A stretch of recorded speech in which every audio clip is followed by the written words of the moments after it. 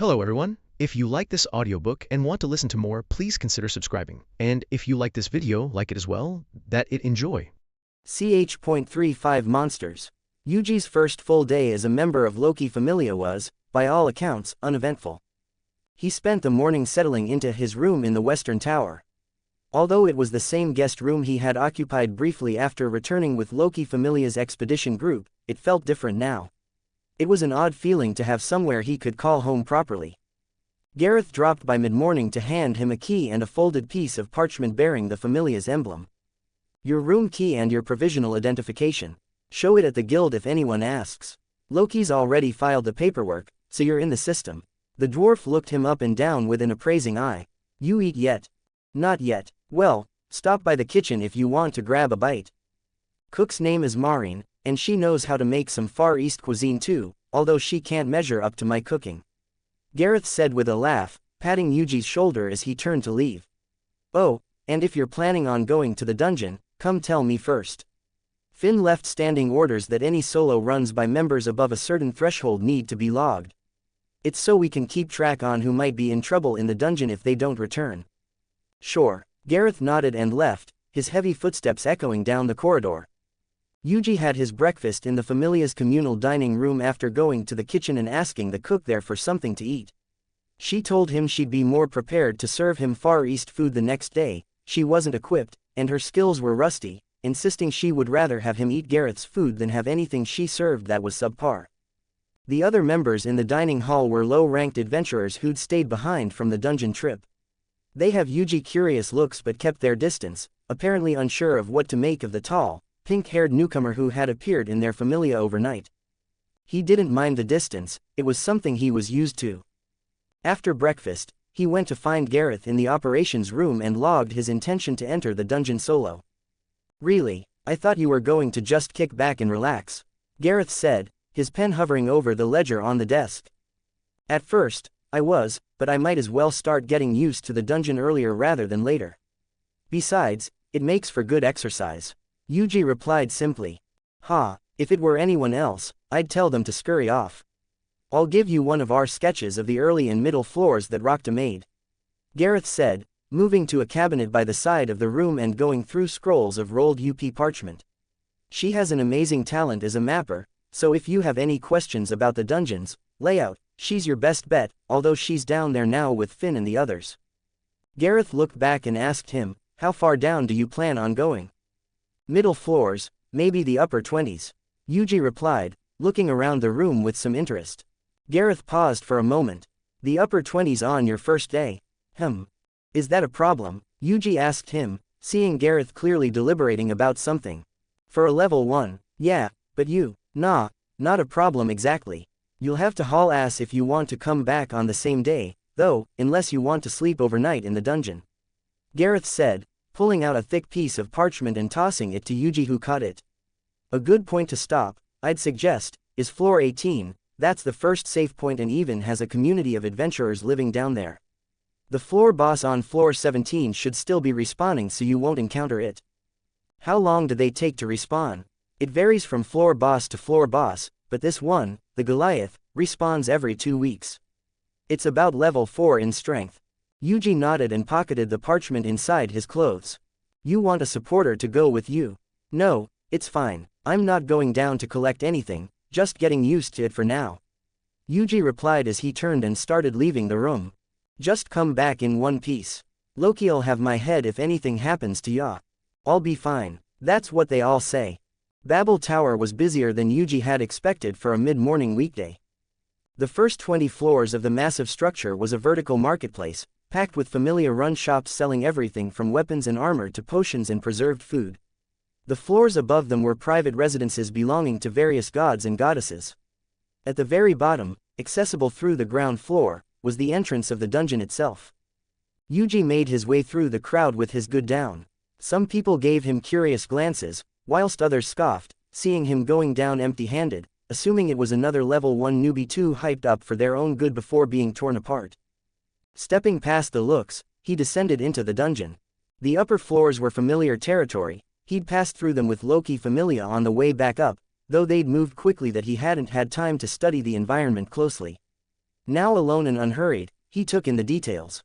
The walls of the first few floors were a pale blue-green, with a texture that felt organic rather than constructed. Monsters spawned from the walls themselves, emerging from cracks and fissures with a wet, unpleasant sound. They were manufactured by the dungeon itself, produced and deployed like an immune system attacking foreign bodies. He dispatched them without stopping. The goblins, kobolds and dungeon lizards of the first few floors posed no threat to him. They couldn't get within 5 feet of him before they lost their head. He wasn't here to collect magic stones, so he made sure to break them as well, not intending on having anyone pick up after his scraps. He'd taken the time to conduct a simple experiment as well. After cutting off the limbs of a goblin, he went over and injected it with his reverse cursed energy. Just like any normal person, it started healing its wounds, a look of utter confusion marring the goblin's face. It turned to look up at Yuji before it was shortly decapitated right after. He descended steadily, passing through floor after floor, and dispatching the various monsters that tried attacking him. He wondered if this was a common occurrence, as he had been charged at by what looked like 30 war shadows, monsters resembling a black shadowy body and sharp claws that could cleave a person in two with one swipe. So could Yuji, and that was exactly what he did to the group of monsters. He bisected them all without the need of pulling out his hand, including their magic stones, before making his way further down. The environment shifted as he went deeper, from the pale green of the upper floors to the gray stone of the middle levels. The monsters grew larger and more aggressive, but the result was the same regardless. By midday, he had reached the 17th floor. Taking out the map that Gareth had given him, he looked at the impeccable drawing of the dungeon's layout. The massive cavern that served as the entrance to the 18th floor, the safe point known as Under Resort, scribbled with little doodles of a house stretched out before him. He could see the crystal-lit ceiling of floor 18 through the opening, and the luscious greenery that encompassed a large area of the floor. Gareth was right, the 17th floor was empty when he entered it, so either Finn's group or some other adventurer had probably killed it before going further down. He didn't descend into the safe point. Instead, he took a side corridor that branched off from the main path, heading into a section of the 17th floor that was quieter and less frequented.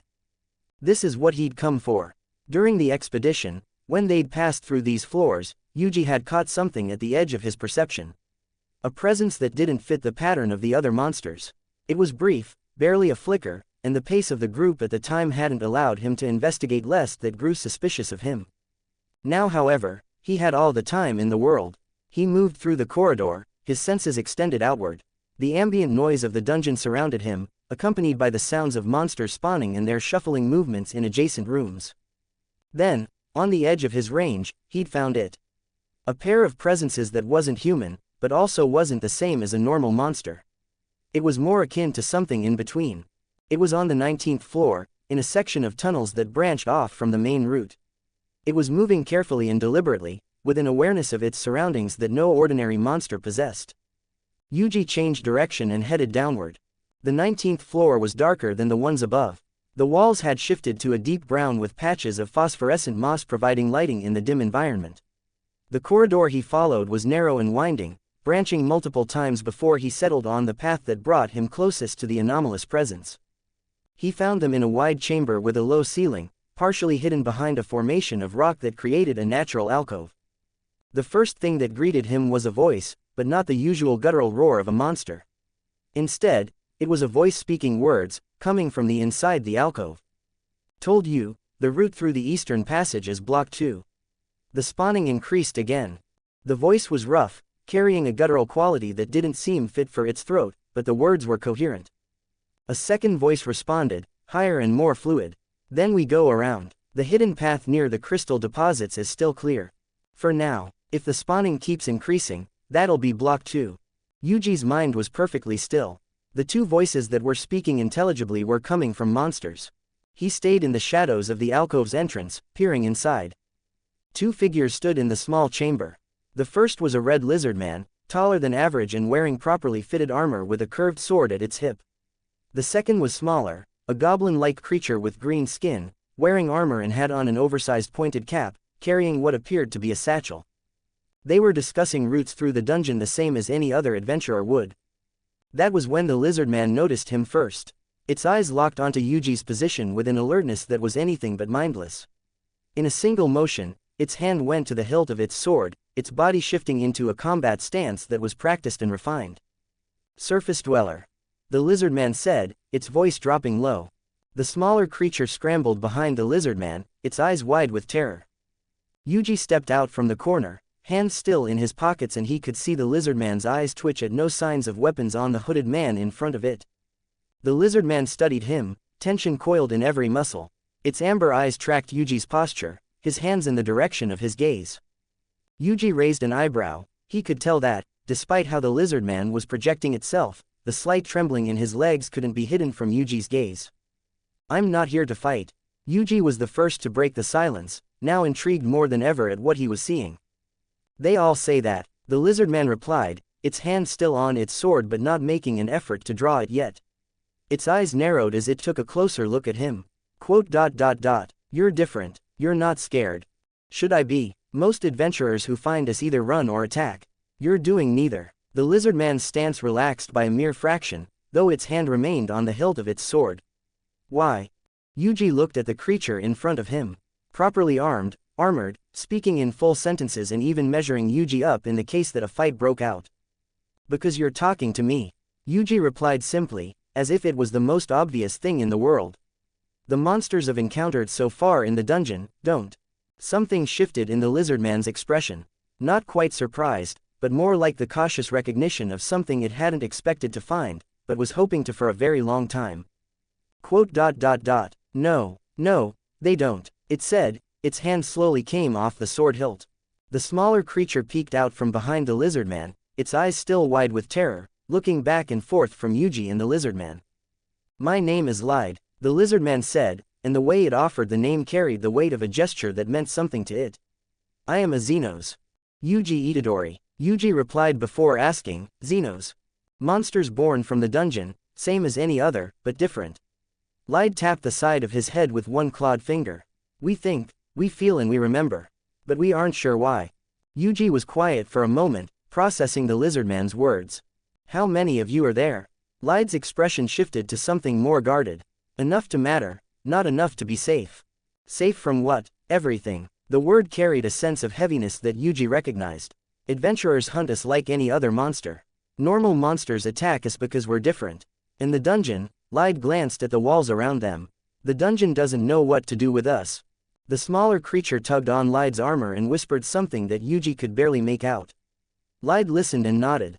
"My companion is nervous. We don't usually let surface dwellers see us, let alone talk to them." He looked back at Yuji. "There's someone on the surface who helps us.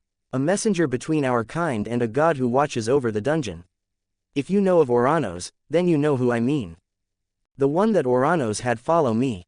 The thought came to Yuji quickly as he responded, "I know who you're referring to." Lied studied him for another long moment, those eyes of his searching for something. Whatever it had found seemed to satisfy him enough. "You said you're not here to fight." "I believe you," Lied said, stepping forward, much to the smaller creature's bewilderment and horror, offering a clawed hand to him. "I believe you greet each other with a shake of the hand. We Zenos have adopted the same for those we choose to trust among our kind." Yuji looked at the scaled hands, before reaching out and taking it.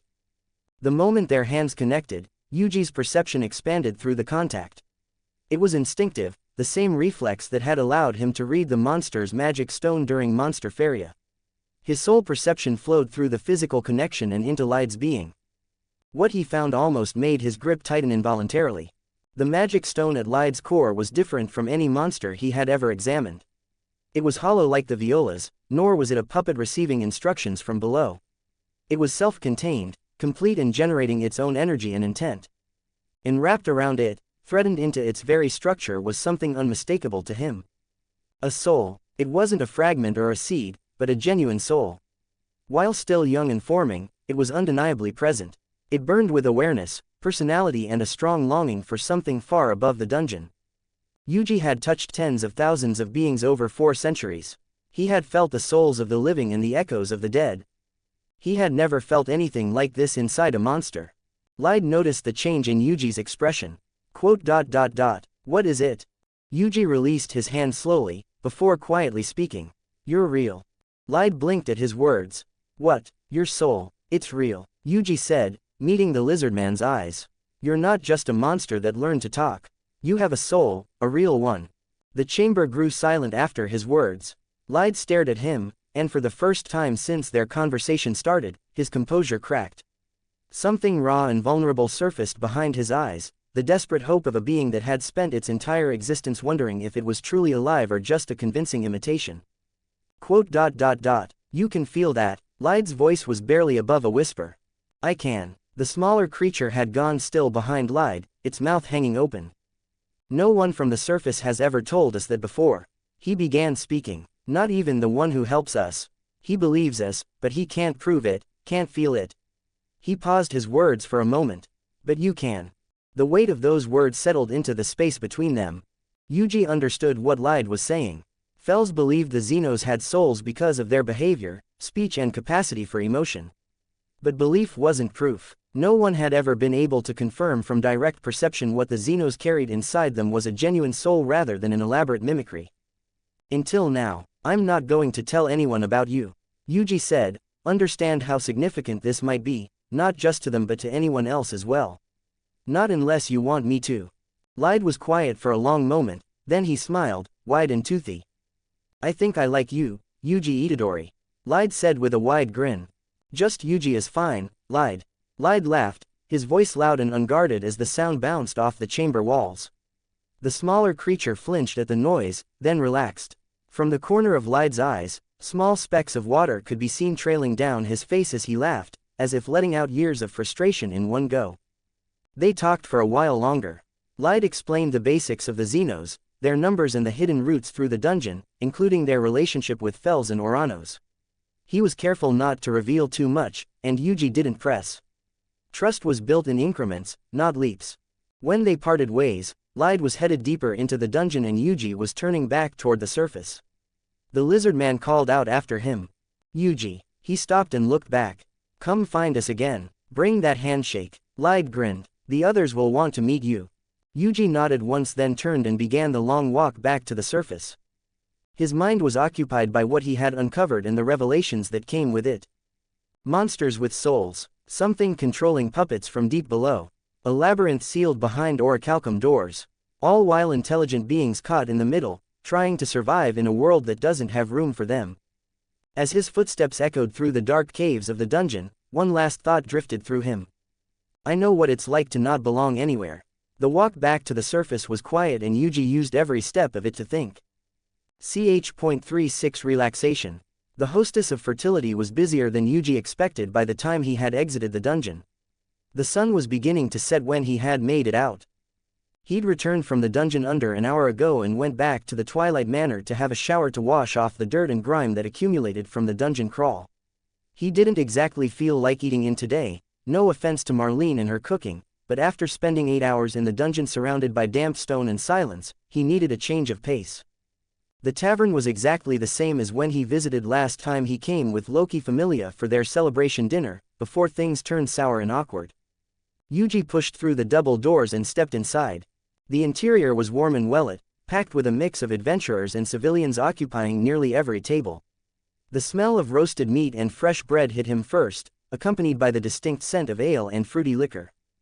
At the bar counter that ran alongside one wall, the large woman known as Mia Grande was directing the waitresses and making sure everything ran smoothly. Seeing Yuji step in, she yelled out across the room to him. Seat yourself if you can find one. If you can't, wait by the door and don't block traffic. Yuji spotted an empty seat by the far end of the counter, tucked away into the corner where the L shape met the wall. He made his way over and sat down on the wooden stool, lowering his hood and taking in the environment. The moment he settled in, a waitress appeared by his side. She was the elf he saw last time he was here, tall with green hair and blue eyes. She wore the standard tavern's green uniform but her eyes were dead-set neutral despite the chaos around her. Good evening. Welcome to the Hostess of Fertility. Her voice was measured and polite, carrying the same professional routine of having said this line over and over. May I take your order? Whatever the house special is tonight, and water. Yuji replied succinctly to her. The elf nodded and began to turn when she paused, her blue eyes lingering on him for a moment longer before she asked, making sure her voice was low. Are you a new member of Loki Familia? Yuji raised a brow at her question. How would you know if I was? You came with them last time, and Loki familia seldom spends time with people outside of their own familia. She replied with the same neutral tone. That right, Yuji hummed and leaned on his hand, propping his elbow against the table. What if I am? I see, the elf said, before nodding at him. Congratulations, I will return with your order shortly. She turned to walk away right away, gliding between the tables with little difficulty despite how crowded and rowdy the people here were. Yuji could tell she wasn't just a mere waitress, unless he was led to believe waitresses in this world were strong enough to that most people in this tavern would pose no threat to them. Before he could dwell on it for much longer, a different presence slid into the seat beside him. He there, NYA. Haven't seen your face before. A brown-haired girl with cat ears and a matching tail plopped herself onto the adjacent stool, her green apron slightly askew and her expression radiated pure extrovert energy.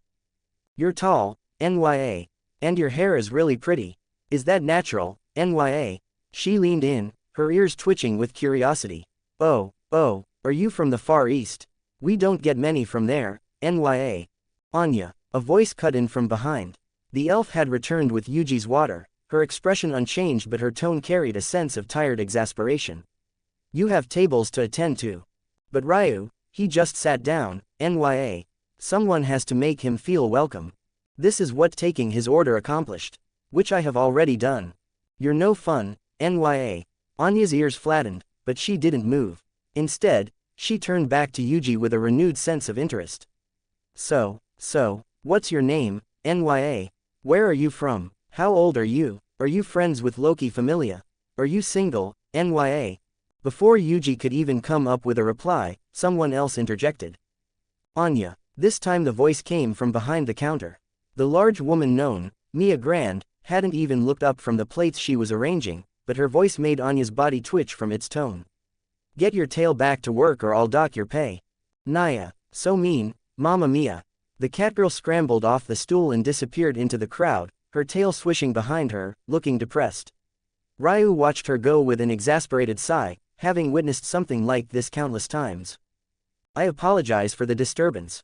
She would do anything if it means she gets to slack off. Ryu said, placing the water in front of him. I don't mind, Yuji said, offering a wry smile. Most do not, initially. By the fifth visit, it becomes testing. For a moment, something that might have resembled amusement crossed her facial features before she turned to return to her duties. Yuji sipped his water and watched the tavern around him bustle with life. The waitresses moved between tables with years of experience under their aprons. A second catgirl with black hair was attempting to sneak toward the back entrance when Mia's voice boomed across the room without the woman turning around. Chloe, I can see you. TCH. The black-haired catgirl reversed course with a look of genuine frustration before returning to her section. A third waitress, this one with ash-gray hair and a gentle smile, was carrying an empty tray as she passed by Yuji. She paused as she did so, her eyes meeting him for a brief moment. There was something in that brief glance of hers which Yuji picked up on, a quiet assessment masked by a friendly expression, and it made the hairs on the back of his neck stand. Enjoy your meal, she said warmly and continued past.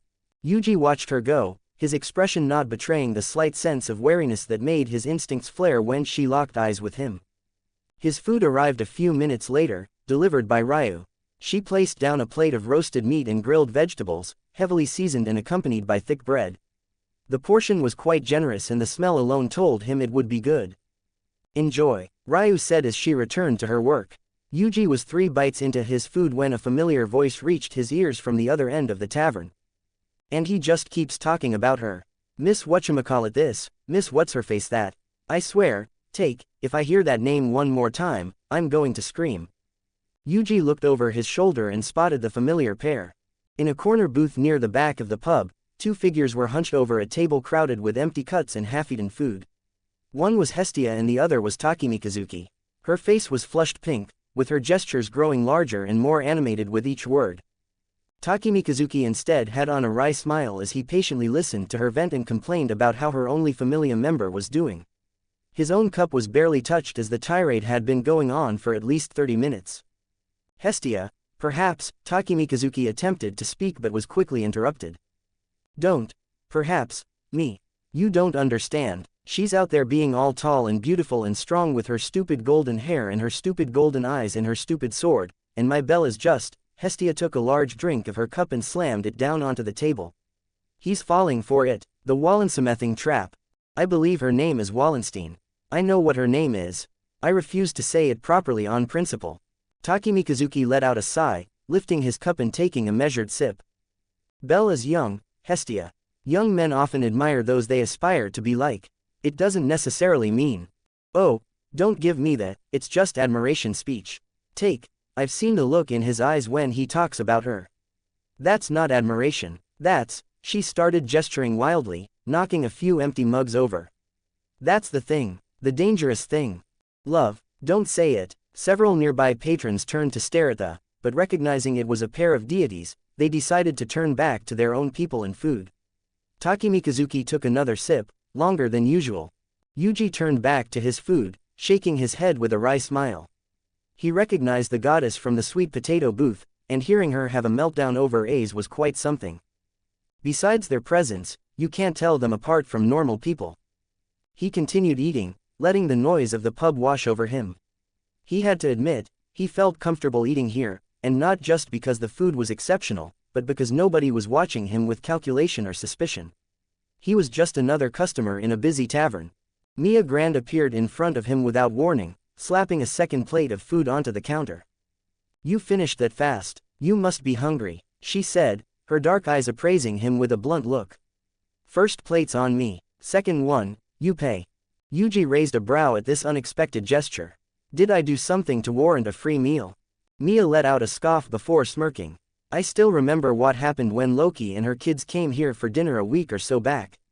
I don't usually like to butt my head in, but seeing you stand up for the squirt against them, let's just say I wasn't the only one who appreciated it. That was when he spotted the ash-haired girl peeking her head from behind Mia and a wooden pillar towards him. The moment their eyes met, she flashed him a smile and a wink before scurrying away. I see. Well, I won't turn down a free meal, Yuji said, pulled the food towards him, a bowl of pasta, and he began digging in. You're Loki's new kid, Mia then abruptly said, which caused him to look up. She closed an eye and tapped the side of her head. It's still being kept quiet, but for someone like me, that sort of info is too hard to pass on. Aren't there hundreds of adventurers registering each day? Yuji asked her. Sure there are, but it's not every day that the same adventurer joins the strongest dungeon exploration familia in the city. Mia replied before turning away. Eat up before it gets cold. Yuji watched her move back to managing the tavern's operations and couldn't help but think to himself. They sure are nosy. He ate in comfortable silence and wasn't disturbed again after that. Hestia's voice rose and fell in the background as she continued her venting, and Anya's, NYA, could be heard through the noise every so often. He could see why people liked coming here, it felt alive. I should eat here more often, Yuji thought to himself as he finished his second meal. Paying for just the second plate since the first was free, he left a generous tip that made Mia raise an eyebrow, but she didn't speak out against it. At the door, Ryu stopped him with a polite nod. Will we see you again? Probably. She nodded a second time. In that case, my name is Ryu Lion. I hope you will enjoy your next visit. Yuji returned the nod. Yuji Itadori. I'll see you next time. I shall look forward to it. Have a safe evening. He stepped out into the night air as the sound of the tavern became muffled once the double doors shut behind him. He turned and began walking back to the Twilight Manor. A few moments later, another figure pushed open the double door and hurried out of the tavern, looking in the direction Yuji had left, but his figure was long gone. Her eyes were filled with regret over the missed opportunity, only realizing later who else was in the tavern. Her twintail hair blowing in the night's cool air. Ch.37 Return and New Revelations. Finn's party returned 2 days after Yuji's visit to the Hostess of Fertility. Yuji was in the manor's central garden when they came through the gate. He had a stack of books next to him on the bench as he tried to come to terms with this world's literacy system. Ironically, it looked similar enough to English that he was able to barely get past most words, but it still required a lot of effort on his part to discern the rest. Author's note. Legit, you should search up what the Danamchi writing system looks like. It's a weird mix of Latin lettering and runic symbols to form English words. He was given full access to the library as a member of the Loki Familia, since apparently not a lot of people wanted to spend their time reading besides from dedicated mages. Most would rather spend their time training or practicing with other Familia members. He had been trying to read books about the history of Orario's founding and the descent of the gods for the past few days. Sat next to him as his pile of books was Loki as she lounged on the bench beside him. The goddess had her arms draped over the backrest, her head tilted toward the sky with her eyes closed, and some would think she was taking a nap. But Yuji had caught her peeking at whatever page he was on at least 3 times in the last hour, though she denied it each time. "Ya read slow for a fossil," Loki murmured, not opening her eyes. "I read at a normal pace. You're just impatient." Same thing. They'd fallen into a sort of routine over the past couple of days. Yuji would find a quiet spot in the manor and Loki would materialize within 10 minutes, occupying the nearest surface and filling the silence with idle chit-chat. She never asked him to talk about anything important or pressed him about his past and abilities. She was just content with hanging out near him, though he thought she was just bored out of her mind waiting for Finn's party to come back. The commotion at the gate interrupted the silence between them. Loki's eyes opened and her posture shifted from lazy to energetic in a single heartbeat. "They're back," she said with a wide smile. Gareth was already at the gate by the time Yuji lowered his book and glanced over. The first through were the supporters, hauling packs filled with magic stones and drop items. They looked tired but relieved, and behind them came the combat members, with weapons strapped to their bodies and armor scuffed and dented in various places. Finn entered the courtyard with his spear across his back and a leather journal tucked under one arm. He looked barely different from the last time Yuji saw him, but there was a hint of tightness and tension around his eyes. The Amazonian twins were right behind him, Tiona talking at full volume about something that had happened on floor 24 and Tione correcting her on exaggerated points. Lefia brought up the rear of the group, clutching her staff with both hands and looking like she hadn't slept properly in days. 2 people were notably absent, Azer Rivria missing from the return party.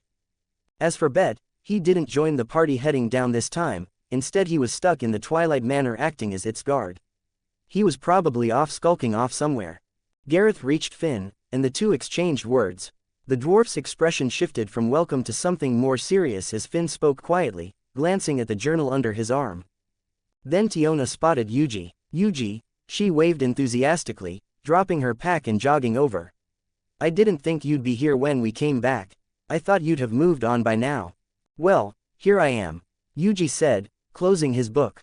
"Did Loki finally convince you to stick around?"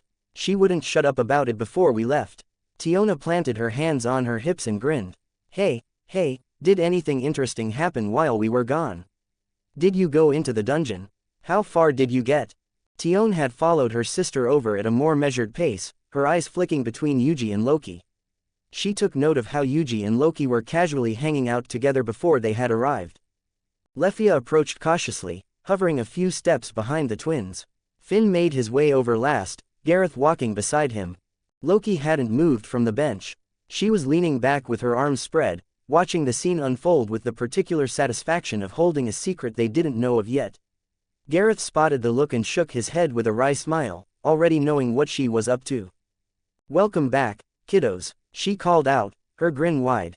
"How was the trip? Kill anything fun? Bring me back a souvenir." "Loki, the expedition was quite productive this time around," Finn said evenly as he approached, giving Yuji a nod which he returned. "We have a great deal to talk about." "I bet you do." Loki's grin didn't waver as she continued on. "But first, there's something you should know." She sat up, planting her feet on the ground and looked at each of them in turn.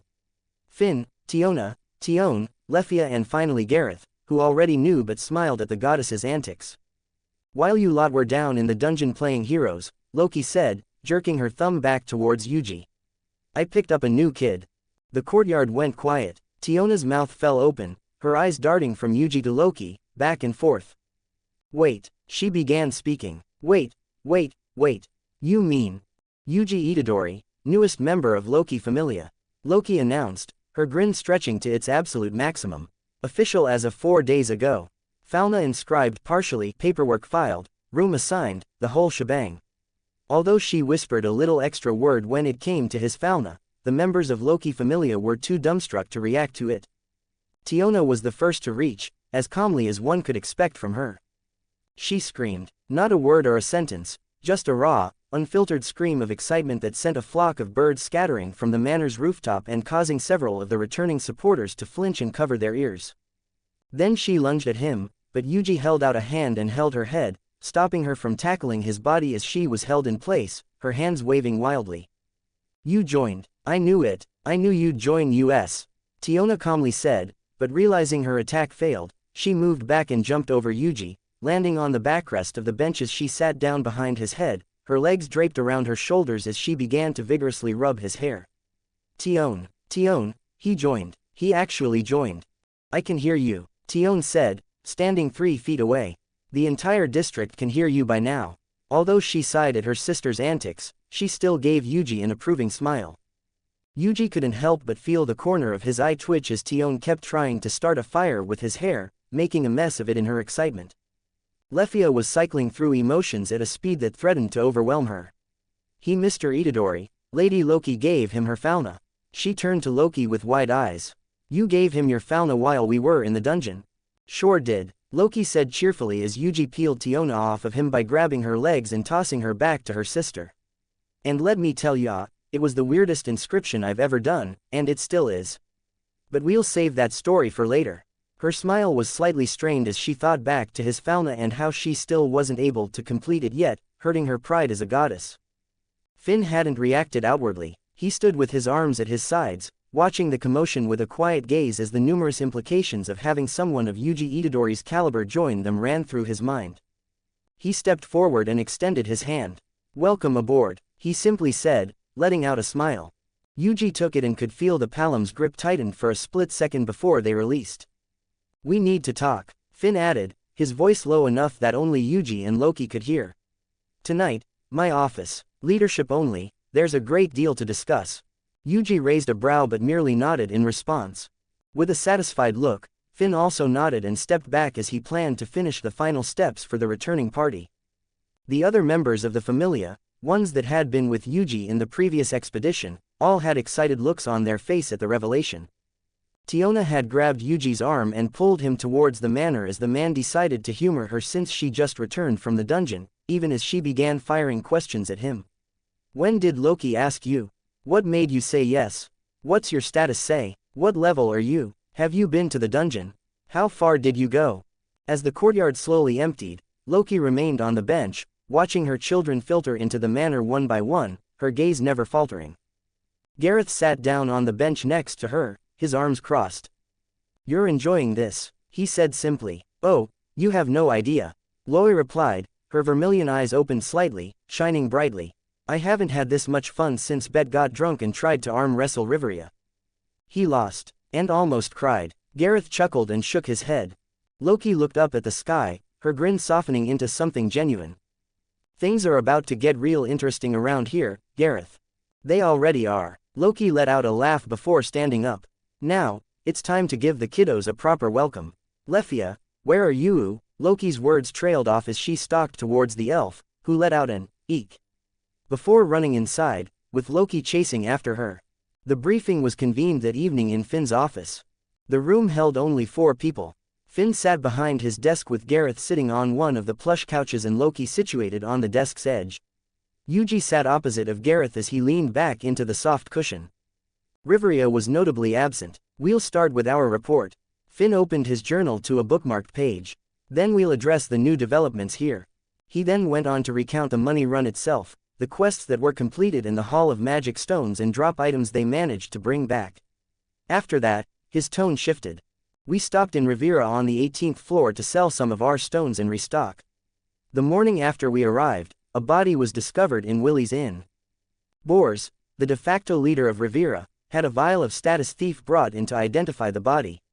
Riveria read his status. The dead man was Hashana Dorlia, formerly of Ganesha Familia and a level 4. Haven't had much interaction with him in the past, but he's strong enough to protect himself. Gareth added on after Finn paused. He usually wore a Ganesha-style helmet. He was decapitated and his head was missing. Finn said flatly, inside of a locked room with no signs of forced entry. We only figured out his identity after Riveria read his status, but he wasn't wearing any of his usual equipment, which most likely points to him hiding his identity before his demise. Finn turned a page and continued on.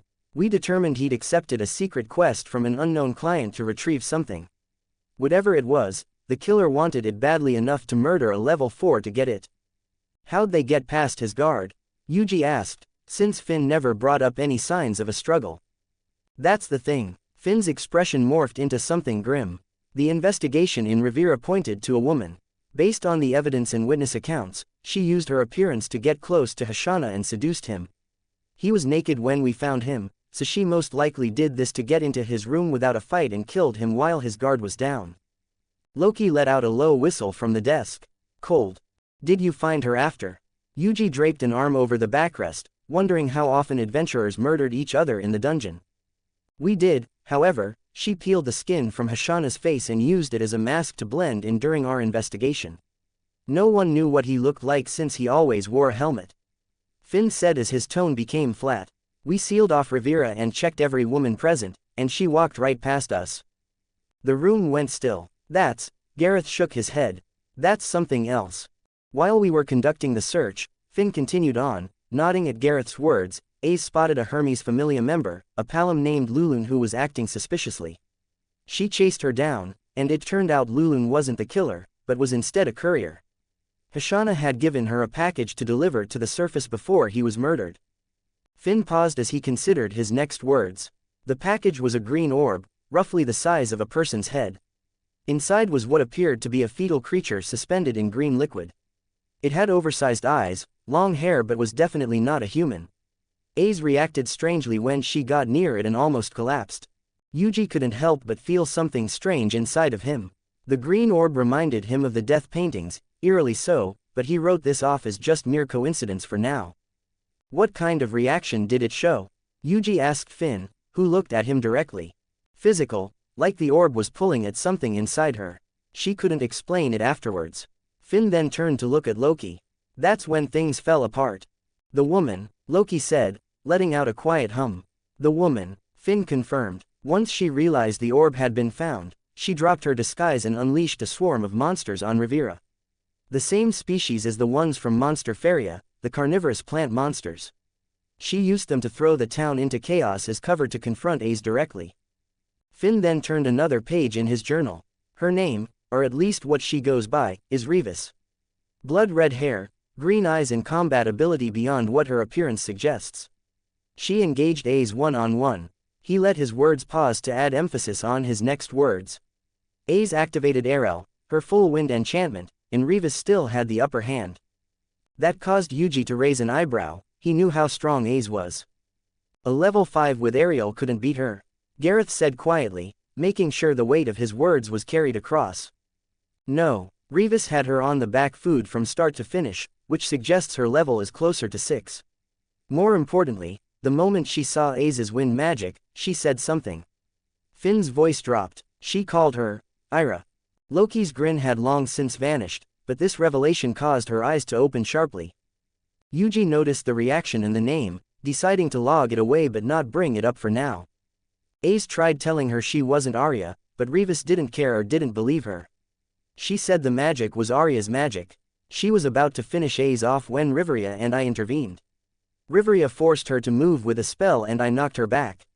She assessed our combined strength and retreated, taking the green orb with her. Finn let out a sigh as Gareth went over the implications in his head. Yuji watched all of this unfold in front of him and noticed Loki looking at him from the corner of her eyes, but he didn't comment on it. I'm guessing she didn't take the loss easily, did she? Finn let off a wry smile and shook his head.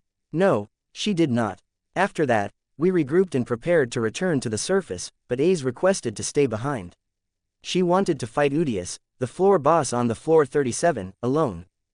Gareth nodded his head in understanding. She was shaken. I've seen Ace after bad fights, but this loss is different. Rivera stayed with her as an escort. They should return in a few days. Finn finally closed his journal and looked at everyone in the room, mainly towards Loki. Your turn. Anything happen up here while we were gone? Loki let out a smile. Ch.38 Shadows. Loki let out a smile and straightened up on the desk. While you lot were underground, I did some digging of my own. Took Bet into the sewers beneath the city to chase a hunch I had, and lo and behold, we found one of those monsters still alive down there. She tapped her chin and adopted a pondering look. After Bet killed it, we left and ran into Dionysus and one of his kids, Philvis Shalia. Bet noticed the smell on them matched the sewer smell, so I pressed Dionysus for answers. And, Finn leaned forward against the desk. He told me several of his familia members have been murdered by an unknown assailant. He suspects it's connected to the monsters. Loki said as her eyes narrowed. He also raised a good question. Why did the guild push monster Freya onto Ganesha Familia in the first place, knowing how much of a risk it could be? The guild was behind monster Freya. Yuji couldn't help but ask. A few suspicions of his own started cropping up in his mind. Yup, Loki said, waving her finger around. I think Oranos is hiding something. I went to see him after, and he told me that, this time, he wasn't responsible for anything. She emphasized the words with air quotes. The way he said it told me plenty. He knows more than he's letting on, but he's not our enemy. At least, not on this. That was Yuji decided to ask her, what about Freya? I saw her briefly, watching one of the monsters chase a kid. Loki raised a brow but shook her head. She met with Ace and me at a cafe before monster Freya, but she didn't tell me her plans yet. I confronted her after everything went down and she admitted to part of the events. She was responsible for most of the monsters, the normal ones at least, for going loose. But, she was confused herself when I brought up the additional vine monster that attacked the twins in Lefia. Finn absorbed everything Loki said before turning to Yuji. Thanks to your intelligence, we've corroborated everything in regards to the underground roots and the monsters being puppets, as you've said to the twins. Yuji nodded his head before speaking. There's a labyrinth beneath Denatus Street. I sensed it just before monster Freya when I was roaming the city. The structure is massive and the walls are built from something extremely dense. I can perceive through the walls to an extent, but the doors were made of something far, far stronger and blocked everything out. It extends further down, most likely to the dungeon itself. Finn began writing the moment Yuji started speaking. So the fetus, the vine monsters, the floor 50 monster, the sewers and now this labyrinth. Finn said, tapping his pen against his journal. They're all connected to the same source, operating somewhere beneath the city right under our noses, and we've been none the wiser to such a development. Gnosis, Loki said, causing everyone to look at her. That's its name. I've been chasing rumors about it for a while. Didn't have confirmation it connected to the dungeon, or that whatever's inside is trying to keep people out, but now I do. Gareth leaned forward, resting his arms on his knees. So we've got a hidden labyrinth, producing puppet monsters and fetus creatures, operated by people who can peel a man's face off and use it as a mask. He exhaled through his nose. Wonderful. And whatever's down there reacts to Aza's magic specifically. Finn added on. The fetus went berserk near her magic, Ariel. That woman was drawn to her because of it. None of this is random. Whoever, or whatever, is running this operation has a connection to spirits and to whatever, Arya, means.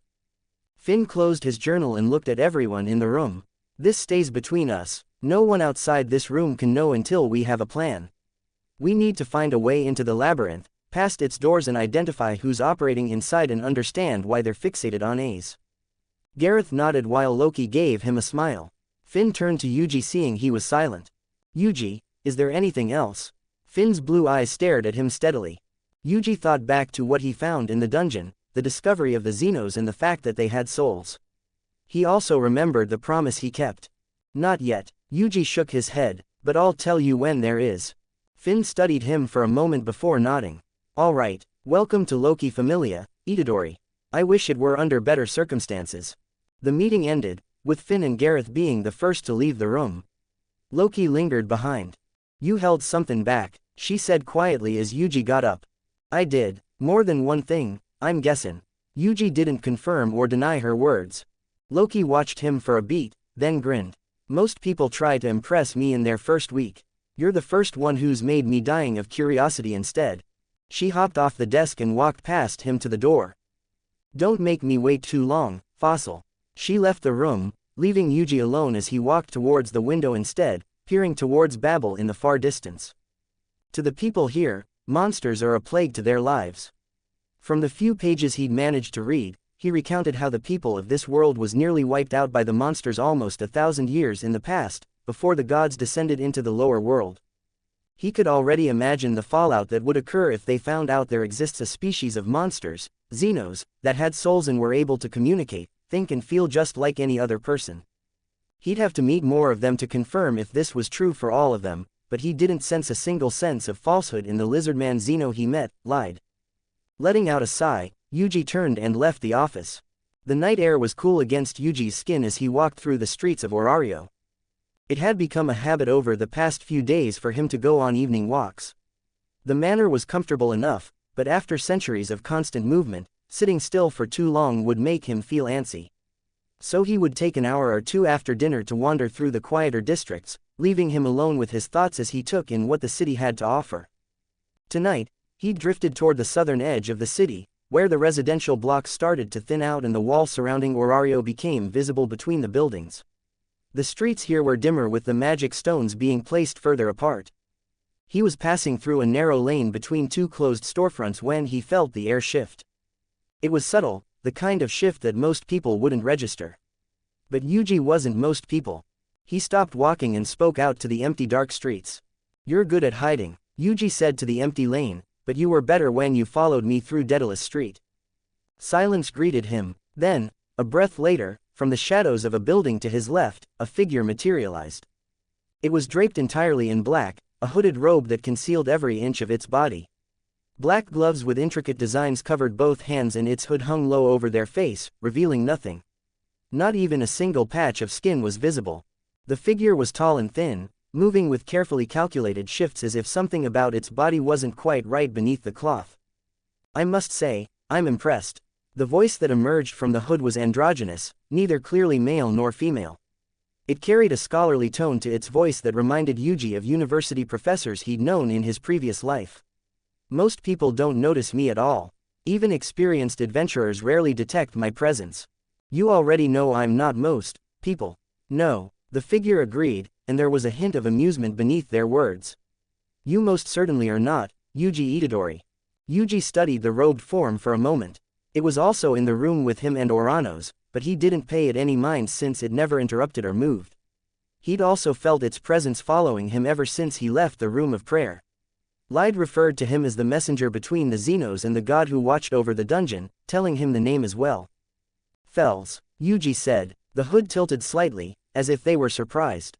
"Lyde mentioned me by name, I take it." He said there was someone on the surface who helped his kind. A messenger between them and Oranos. Yuji kept his hands in his pockets, fully relaxed, and Fels made note of this. "Given that you've been following me since leaving that chamber after my chat with Oranos, it wasn't hard to put together."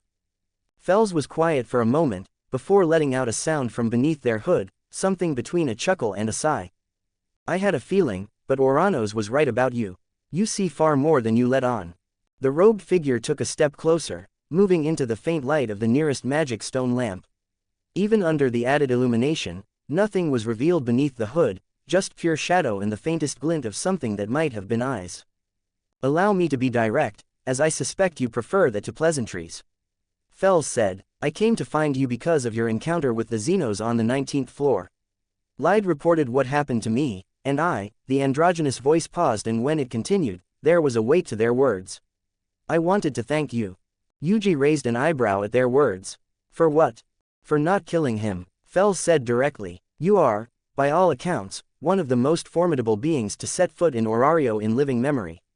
You could have destroyed Lyde and his companion without effort and without consequence. No one would have questioned it. No one would have ever known." The figure's gloved hands clasped together in front of their robes. "Instead, you spoke with him.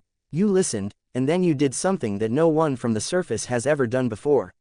Fels paused, letting the silence linger in the air before speaking. "You told him his soul was real." The street was quiet except for the distant sound of the city's nightlife coming OT life. "Lyde was quite affected by your words," Fels continued, choosing each word with care. "The Zenos have spent their entire existence wondering if they are truly alive or merely an elaborate imitation. I have believed in their souls from the beginning, but belief is not proof. I cannot perceive what you perceived through that handshake." Yuji studied Fels for a moment. "How long have you known about them?" he asked simply. "Years. Oranos became aware of them long before I did, of course. He'd been watching the dungeon for centuries. When the first Zenos began appearing, showing signs of intelligence and speech, he tasked me with making contact." Fels' voice shifted, as though they were reflecting on the past. "It was not easy at first. They were terrified of anything that came from the surface. It took a great deal of patience to earn their trust. And now I serve as their lifeline. I smuggle supplies to them, maintain hidden routes through the dungeon and act as their intermediary with Oranos. In return, they provide information about changes in the deeper floors that we wouldn't otherwise have access to. Fels paused before continuing. It is a fragile arrangement, Mr. Itadori. The Zenos exist in a space that the world has not made room for. If the guild, the familias or the public learned of their existence before the time was right, the result would be a massacre. That was an assessment Yuji understood completely. And what do you want from me? Yuji began. I doubt you came to just offer me your words of gratitude.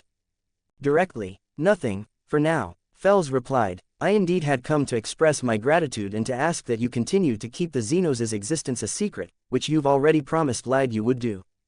And, Fels went silent for a moment, before turning slightly as if to check if there were any hidden listeners nearby. They then turned to face Yuji fully again. You are uniquely positioned, Mr. Itadori.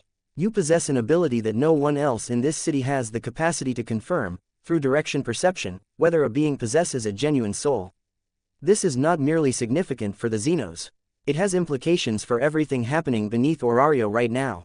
The puppet monsters, Yuji stated simply. Yes, the creatures that have been appearing on the surface, the violas, the caterpillar beasts, they are extensions of something deep within the dungeon. A corrupted entity that has been growing and spreading for centuries.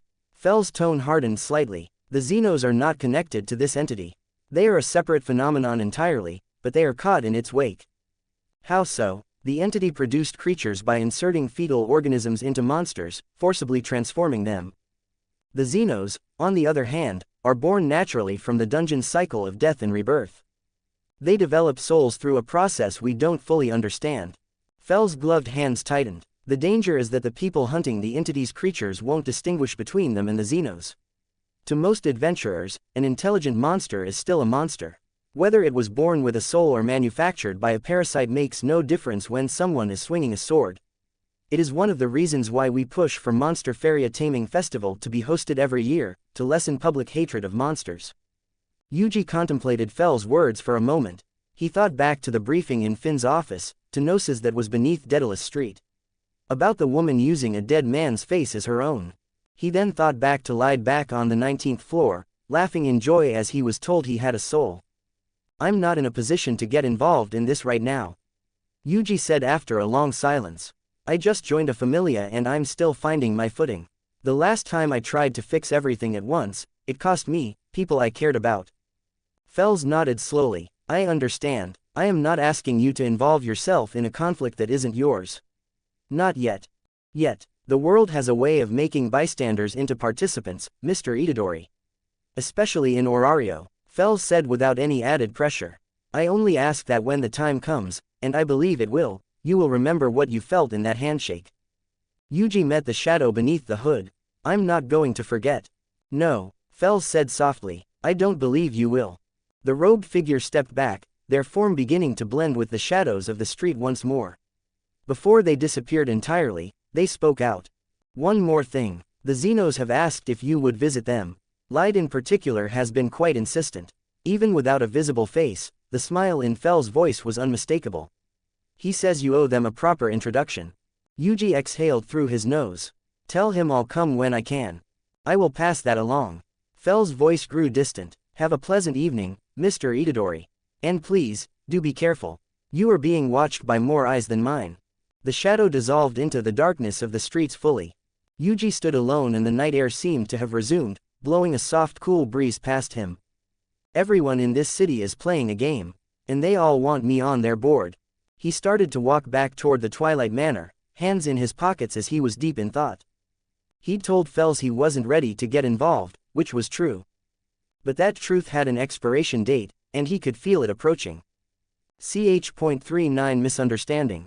Ace and Riveria returned back to the surface 3 days after the rest did.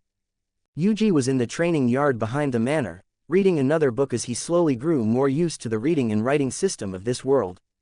That was when the gate guards announced the two's arrival. He paused and glanced towards the manor before making his way around the building to the front courtyard. The first thing he noticed was how tired Riveria looked. Not physically exhausted, as the high elf was far too composed to show that side of her, but he could tell the areas around her eyes were strained. She carried her same regal posture, but her gaze swept through the courtyard with relief at being back home. The second thing he noticed was A's. She walked through the gate behind Riveria and Yuji could tell that something was wrong. She looked, for a lack of a better word, deflated. Tiona was the first to reach them, bounding across the courtyard with her usual energy. A's, Riveria, you're back, how'd it go? Did you beat Udius? Tell me everything. A's nodded once. I won. Tiona waited for her to say more, but nothing came out of the blonde girl. Oh, Kay. Tiona glanced at Riveria who offered a subtle shake of her head that said to not ask her. The Amazon's enthusiasm dimmed slightly as she read the situation. Well, you're home now. That's what matters. Oh, and guess what? Guess who joined the Familia while you were gone? A's gaze slowly lifted from the ground and found Yuji, who had arrived from the training yard. Something flickered behind her golden eyes, a brief spark of recognition before the dullness settled back in. Yuji joined, she said quietly. He did, isn't that great? A's nodded, but the gesture carried as much enthusiasm as a wet cat could carry. She walked past the group toward the manor entrance without another word. Tiona watched her go with her mouth slightly open. Did something happen down there? Riveria let out a sigh that seemed to carry the weight and tiredness worth 3 days of patience. A great deal happened, but what is bothering her most had nothing to do with the dungeon. She glanced at Yuji, noting his presence for the first time since arriving. Her emerald jade eyes slightly regained their luster as she saw a newly issued Loki Familia emblem hanging by the side of his belt. Welcome to the Familia, Itadori, Riveria said, softly studying him. I take it the others informed you of the circumstances. Yeah, they did, Yuji replied to her with a nod before adding on. But A's mood isn't about any of that, is it? No, Riveria said, and a flicker of something resembling guilt crossed her composed features. She found the white-haired boy collapsed on the 5th floor during our ascent. She watched over him while he was unconscious, protecting him from monsters. Let me guess, he woke up and ran. I suggested she give him a lap pillow, Riveria quietly said, and Yuji could hear a hint of regret and embarrassment as she admitted to her part in A's current mood. He woke up, turned bright red, and fled at a speed that would impress most level 2 adventurers. Yuji stared at her, blinking once. A lap pillow. It seemed like a reasonable gesture at the time. For the same boy she's spoken to exactly 0 times, who we last saw running out of the Hostess of Fertility after Beth's spiel. Yuji said with a raised brow. Riveria couldn't help but look to the side, clearing her throat, and he could see the tips of her ears turned a faint shade of red. In hindsight, the context may have been insufficient for that level of physical contact. Yuji let out a sigh. He could tell the high elf was genuinely bothered by the outcome. Riveria cared deeply enough about A's that the girl's unhappiness was affected her own state of mind. She's convinced he's afraid of her. Riveria continued, the same conclusion she reached after the Minotaur incident. Except now, it's happened twice, so in her mind, it's been confirmed. Yuji nodded at her words.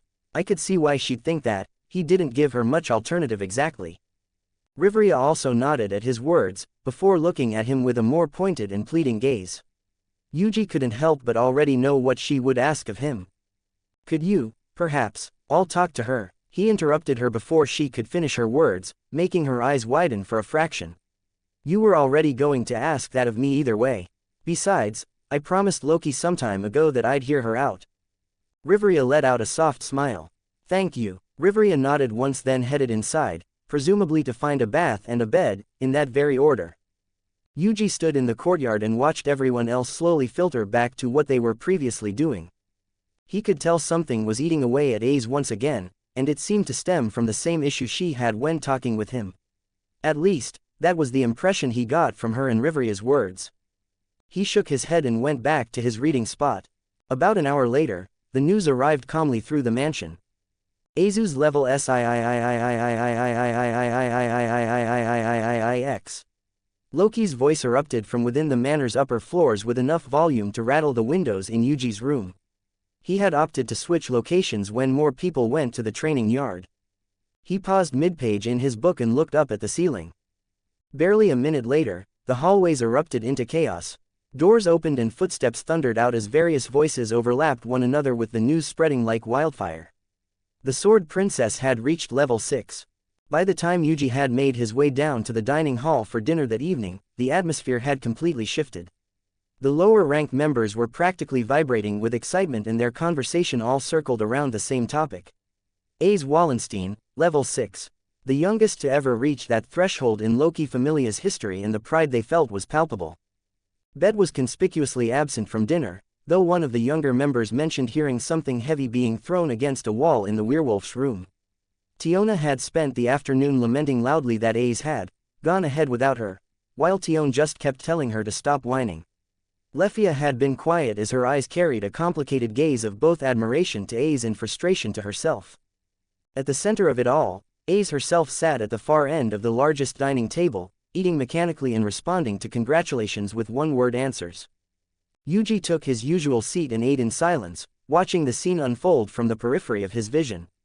Finn, Rivria and Gareth were nowhere to be seen, likely meeting in Finn's office to discuss their next steps. Loki had disappeared after her initial screaming announcement, though Yuji suspected she was lurking somewhere within earshot. After dinner, the hall slowly emptied as the evening wound down. Tiona dragged Tion off to spar and Lefia retreated to the library, while the lower-ranked members drifted to their rooms. Ace remained at the table, staring at her empty plate. Yuji hadn't intended to stay. He'd been getting up to leave when he noticed she hadn't moved from her spot. The dining hall was empty now except for the two of them, with the dishes having been cleared by kitchen staff and the magic stone lamps dimmed to their evening setting. He sat back down, but not next to her or across from her. Just at the same table a comfortable distance away, he took out the book he had kept in his jacket and began flipping to its marked page. He didn't say anything and just read in silence. The minutes slowly stretched and the grandfather clock in the hallway ticked on steadily. The sounds of the manor slowly dimmed down as people got settled into their evening routines. Eventually, Ace spoke, "You don't want to congratulate me?" Yuji turned a page in his book. "Do you want me to?" Ace stayed quiet for a moment. Everyone else did. And how did that feel? She stayed quiet again, but for a beat longer than before. Like they were congratulating someone else. Yuji lowered his book slightly to look at her. He could see she was now looking at him, but her eyes were conflicted for someone who had achieved a feat worth the entire Familia celebrating for. Level 6 is impressive, Yuji said, sensing the shift in her strength and power when she had arrived to the manor. But leveling up doesn't fix what's actually bothering you. Ace's eyes widened for a fraction of a second in quiet surprise before she let out a tired, wry smile. Of course you know. How? She asked quietly. The boy, Yuji said, and Ace nodded silently. Rivria told me what happened when you came back up. Her hands scrunched up her skirt as she frowned. He woke up. He saw my face. He turned red and ran. Yuji said nothing, letting her words settle. You told me before, Ace continued, her golden eyes lifting to meet his, that he picked a direction. That being scared was part of it, not separate. I did, I believed you, she said. Her tone didn't carry any accusation to her words, just confusion. But he ran again, the same way, the same reaction. If he picked a direction, why does it keep leading away from me? It was a fair question coming from her perspective, but after hearing Riveria's accounts on what happened, he needed to hear how things went from Ace's side. He already had a vague sense of what was going on, and once he confirmed it, he knew just how ridiculous this misunderstanding might seem. Tell me exactly what happened before he ran, Yuji said to her. Not what you think happened. Just what you saw. Ace nodded. I found him unconscious and asked Riveria what I should do so he wouldn't be afraid of me. She suggested a lap pillow, so I gave him one. When he opened his eyes, he looked confused at first, like he didn't know where he was. Then he saw me. Ace's brow furrowed slightly as she recalled the details. His face changed. All the skin from his neck to his ears turned red. His eyes went wide and he tried to say something but couldn't. Yuji could feel his eye twitching involuntarily for the first time in centuries at what he was hearing. And then, he jumped up and ran. Very fast. Yuji did everything in his power not to drag Riveria down so she could explain to the naive girl how boys think of girls. He looked at her evenly and said patiently, Ace, think back to what I told you on the street, about strength doing two things to people. Scaring them or giving them direction. She quickly said, word for word as if she had them memorized. Right, now, I'm going to add a third thing that I didn't mention before, because I didn't think it was relevant at the time. He ignored how he could sense Loki hiding behind a doorway, holding herself back as if she was about to burst out in laughter. Sometimes, people don't run because they're scared of you. They run because they're scared of how you make them feel. Ace blinked at his words. They seemed to hit a wall in her mind and bounced all around, looking for somewhere to land in that head of hers. His face turned red. Yuji said, "Not white, pale or the color someone turns when they're afraid. Red, from his neck to his ears. That's not fear. Then what is it? Embarrassment," Yuji stated directly, already planning how he'd make Riveria owe him for this. The kind that comes from being caught in a situation you weren't prepared for, by someone who matters to you more than you know how to handle. Ace went still at that. Her golden eyes went wide, but not with shock from the revelation that Yuji's words brought, but with the confusion of trying to process a concept she had never encountered before. She started, then stopped, trying to form her words. "I matter to him. Riveria, you owe me so much. Loki, I swear if you keep trying not to laugh, I'll string you up." A boy who got saved by someone far stronger than him, who watched his person fight something he could barely scratch, and then one day waking up with his head on her lap. Yuji let his words settle in A's mind for a moment. He didn't run because you're scary, A's. He ran because you're overwhelming. There's a difference. The silence that followed seemed to dispel the gloom that surrounded her. Overwhelming. She repeated the word to herself. You saved his life, showed him a level of strength he can barely comprehend, and then one day wakes up to find you watching over him. For someone like him, someone just starting out, that's not something you process calmly. Yuji leaned back and rubbed the back of his neck. He'll come around, but he needs time to catch up to what you already are to him. Ace looked down at her hands resting across her legs, no longer clenching her skirt and ruining it as the tension in her fingers eased. You said before that the strength I'm missing isn't the kind I train with a sword. She said quietly. I remember. Her eyes met him again, and there was a different spark in her eyes now. You told Loki you wouldn't train me, because you weren't part of the Familia. Now hold on, let's not be rash here, Yuji immediately said, lifting a hand to stop her, but Ace repeated. You told Loki you wouldn't train me, because you weren't part of the Familia. Look, that was, you told Loki you wouldn't train me, because you weren't part of Sparring, Yuji finally said, causing her to pause and consider his words. I'll spar with you, I'm not the teacher type. I've tried, and it didn't end well, but least I can do is be someone you can fight against. Yuji relented before she spammed her words again. But on my own terms, and my schedule. Ace stayed silent before a smile bloomed across her face. I accept, of course you would. Yuji shook his head as she stood up to leave. Thank you, Yuji. Yeah, he walked to where Loki was hiding behind the door. Get some rest, you look like you haven't slept in 3 days. I haven't, that explains a lot, you stink. Yuji exited the dining hall and went back to his room, leaving Ace alone. For once, she seemed lighter with herself as her shoulders were no longer tense and her eyes seemed to regain its luster. She raised an arm to smell herself, before frowning and leaving the dining hall shortly after. Meanwhile, Yuji stopped Loki from running off, but she had a smirk on her face, covering her mouth as she snickered and teased him. Hehe, what's wrong, Yuji, you did quite well when talking to her, don't you think so, Papa Yuji? The next morning, Loki would be found tied up into a cocoon, squirming, by Gareth when he went to find her in her room. The words, I will not eavesdrop, written across her forehead and face. Ch.40 Sparring. The training yard behind the Twilight Manor was a wide, flat ground of packed earth and surrounded by high stone walls on 3 sides to prevent people from peeking in. Weapon racks lined the eastern wall holding everything from wooden practice sword to weighted polearms. A few training dummies stood at the far end with their surfaces scarred and dented from years of abuse. They had the training room underneath the manor too, but after years of use, they all found themselves preferring the training ground outside. Hours of training and exercising would make the underground training room too damp and humid over time. Yuji arrived first as the morning sky was beginning to lighten. He opted to wear something more practical, a simple pair of pants and a form-fitting red shirt with black boots. He stretched in the cool morning air, rolling his shoulders and loosening his joints unhurriedly. Hearing another pair of steps behind him, he pushed up his sleeves to his forearms before turning to see Ace stepping onto the training ground. She was in her usual combat attire, wearing her lightweight armor over a white blouse with her sword, desperate, sheathed at her hip.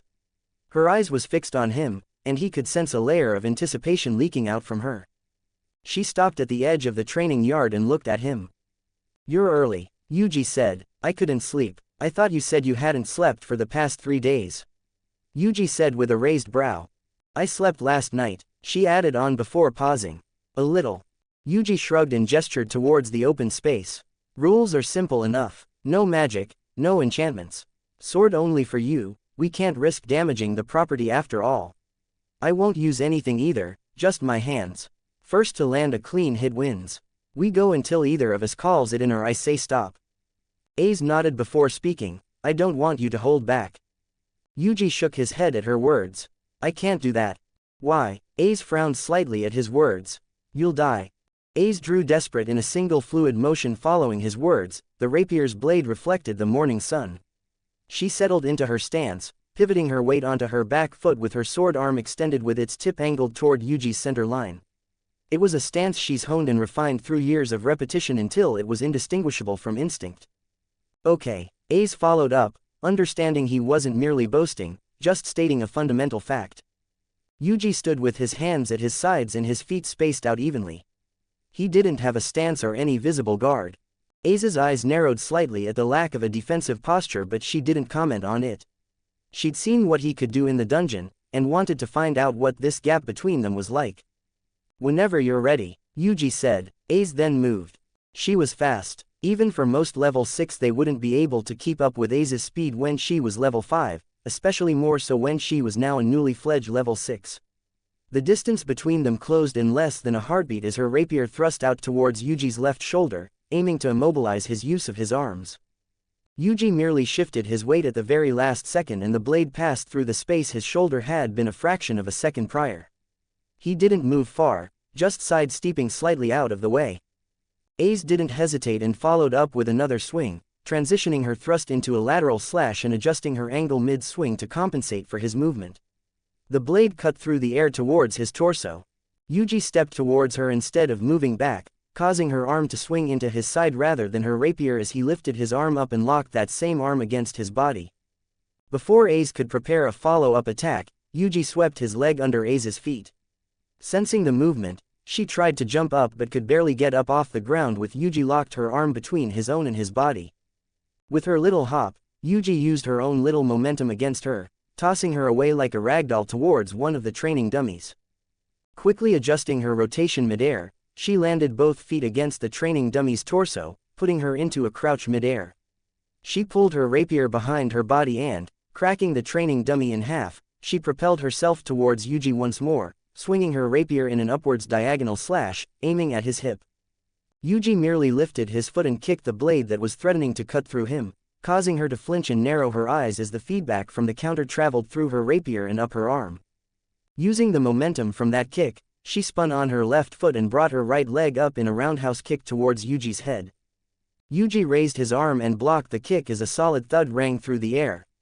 Before Ace could react, she felt a powerful force impact her back, sending her flying through the air and crashing through another training dummy before she crashed into the stone wall, causing cracks to spiderweb out from the point of impact.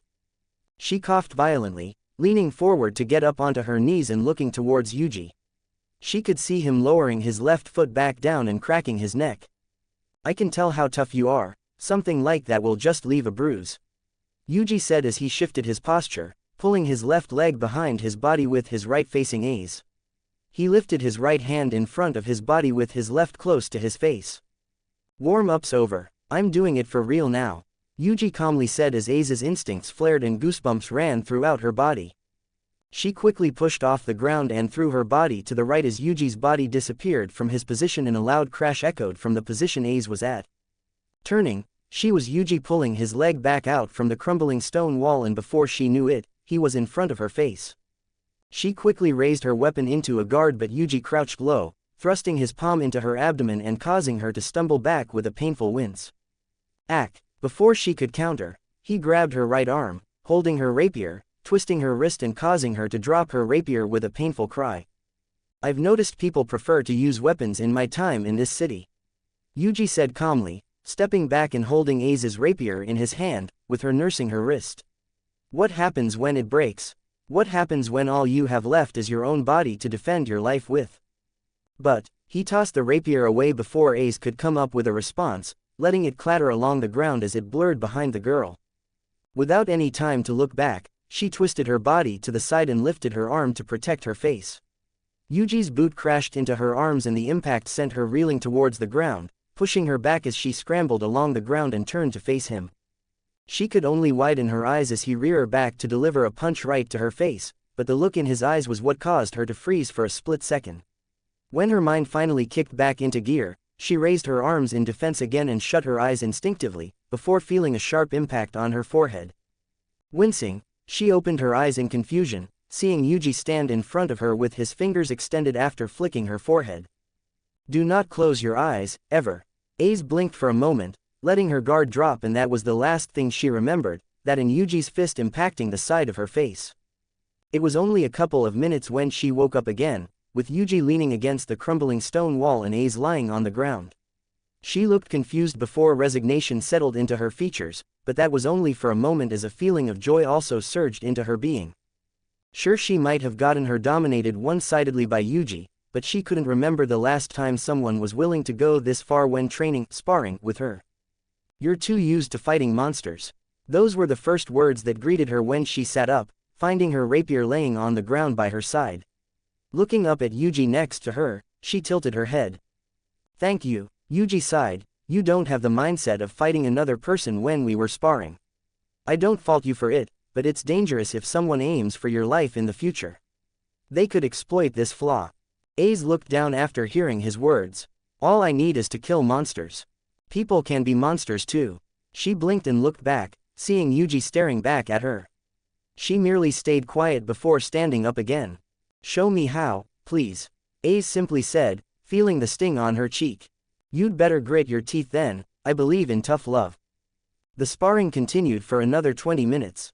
By the end of it, A's was breathing hard, sweat marring her face and body as bruises accumulated throughout her body. She wasn't physically exhausted per se as she had the body of a level 6 adventurer, but it was the mental strain that fighting someone like Yuji weighed on her mind and body. Yuji hadn't broken a sweat the entire time.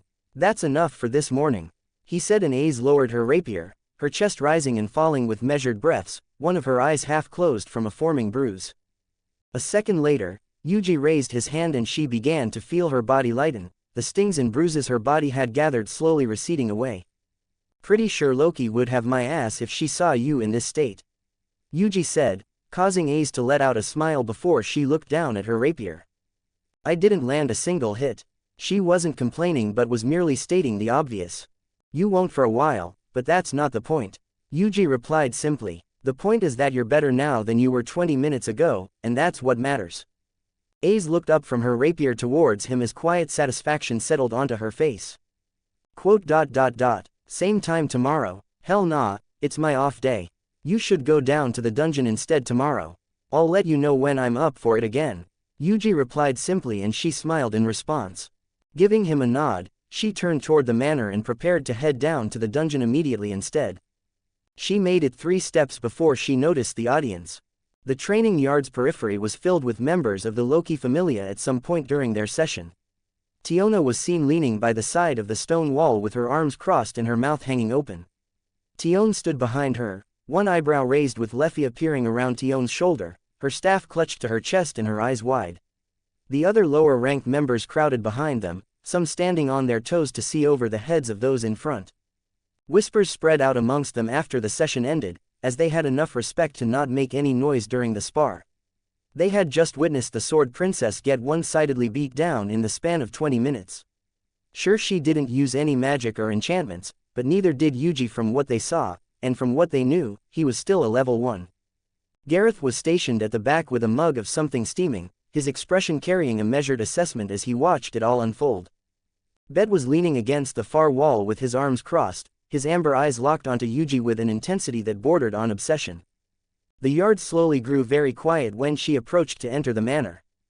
How long have you all been standing there? A's asked.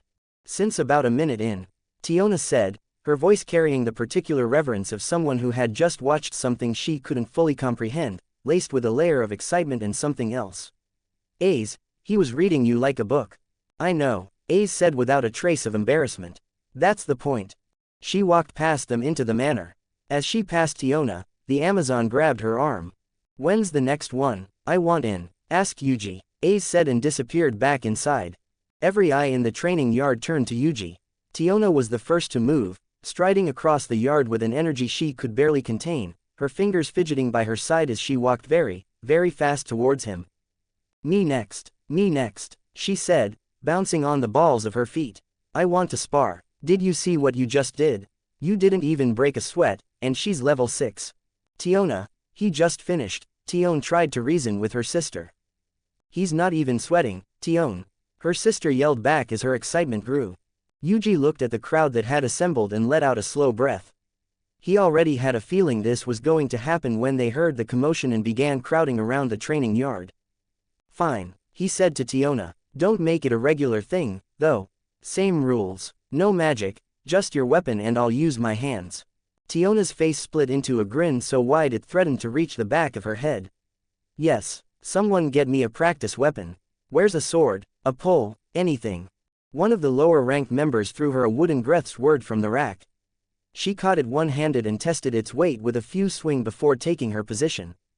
Unlike Ace's refined stance, Tiona's was wider and looser, her body coiled with the raw explosive power that the Amazons were known for. If Ace was known for precision and efficiency, Tiona was momentum and force. She charged in without warning. The wooden greatsword came down in a diagonal arc that would have cratered the ground if it connected. Yuji sidestepped and the blade carved the air beside him. Tiona didn't stop, she let the momentum carry her into a spinning follow-up, with the greatsword sweeping horizontally towards his chest. Yuji ducked beneath it and the blade passed over his head close enough to ruffle his hair. You're faster than I thought. Tiona shouted, already mid-swing again. You're louder than I expected. Yuji replied, weaving between a series of strikes that came faster and wilder as Tiona's excitement built. The Amazon fought with a grin on her face, each missed swing only making her hit harder and faster. They went for another 10 minutes. Tiona never came close to hitting him but she was laughing by the end, drenched in sweat and vibrating with the particular joy of someone who had learned something new about her body. That was amazing, she declared, planting the wooden sword in the dirt and leaning on it. Tion, you're next. Tion, who had been watching with her arms crossed, shook her head. I'll pass for now, I want to study him more before I go in. Lefia, the elf went pale and took a step backward, shaking her head so fast her hair whipped around her face. No thank you, I'm a mage, I can't absolutely not. Tiona merely pouted but didn't push her. From the far wall, Pete pushed himself off the stone wall and walked toward the center of the yard. His stride was unhurried and deliberate. Those near him could feel the controlled aggression he was pushing back the longer he watched. They parted way for him to approach. You done playing around with the kids? Bet said, coming to a stop 5 paces from Yuji. His eyes sharpened and his jaw tightened. Yuji looked at him. Bet, this isn't. Shut it. Bet interrupted Tiona without taking his eyes off of Yuji. He was just dancing around your attacks without hitting you back, while he beat Ace into the dirt. That might be fine for you, but I'd rather have the real deal. He raised his fists. I just need to know where I stand. The training yard went very still as the lower-ranked members exchanged nervous glances. Tion's frowned and Gareth strained from his lean, lowering his mug slightly. Yuji studied the werewolf before him. He could feel the tension in his body and the slight forward lean that said he was ready to move the instant Yuji gave the word. He remembered their first encounter back down in the dungeon, how the werewolf had charged at him and ate a black flash before going unconscious. He had been carrying that quietly ever since. This wasn't just about training. This was about pride. Same rules? Yuji asked, intending to give IM the same treatment as Ace instead of just dodging. TCH, do whatever you want, I'll use my legs. Bet exploded forward. Their werewolf was fast, his level 5 speed augmented his natural agility as a beastman. His opening was a kick aimed at Yuji's ribs, delivered with enough force to shatter a stone wall. Yuji caught the kick against his open plan. The impact created a shockwave that rippled the dirt around their feet and caused several of the onlookers to shield their eyes. Bet's eyes widened. He pulled back and unleashed a barrage of kicks. Hi, low, spinning, each one faster than the last. His style was different from Ace's as fire was from water.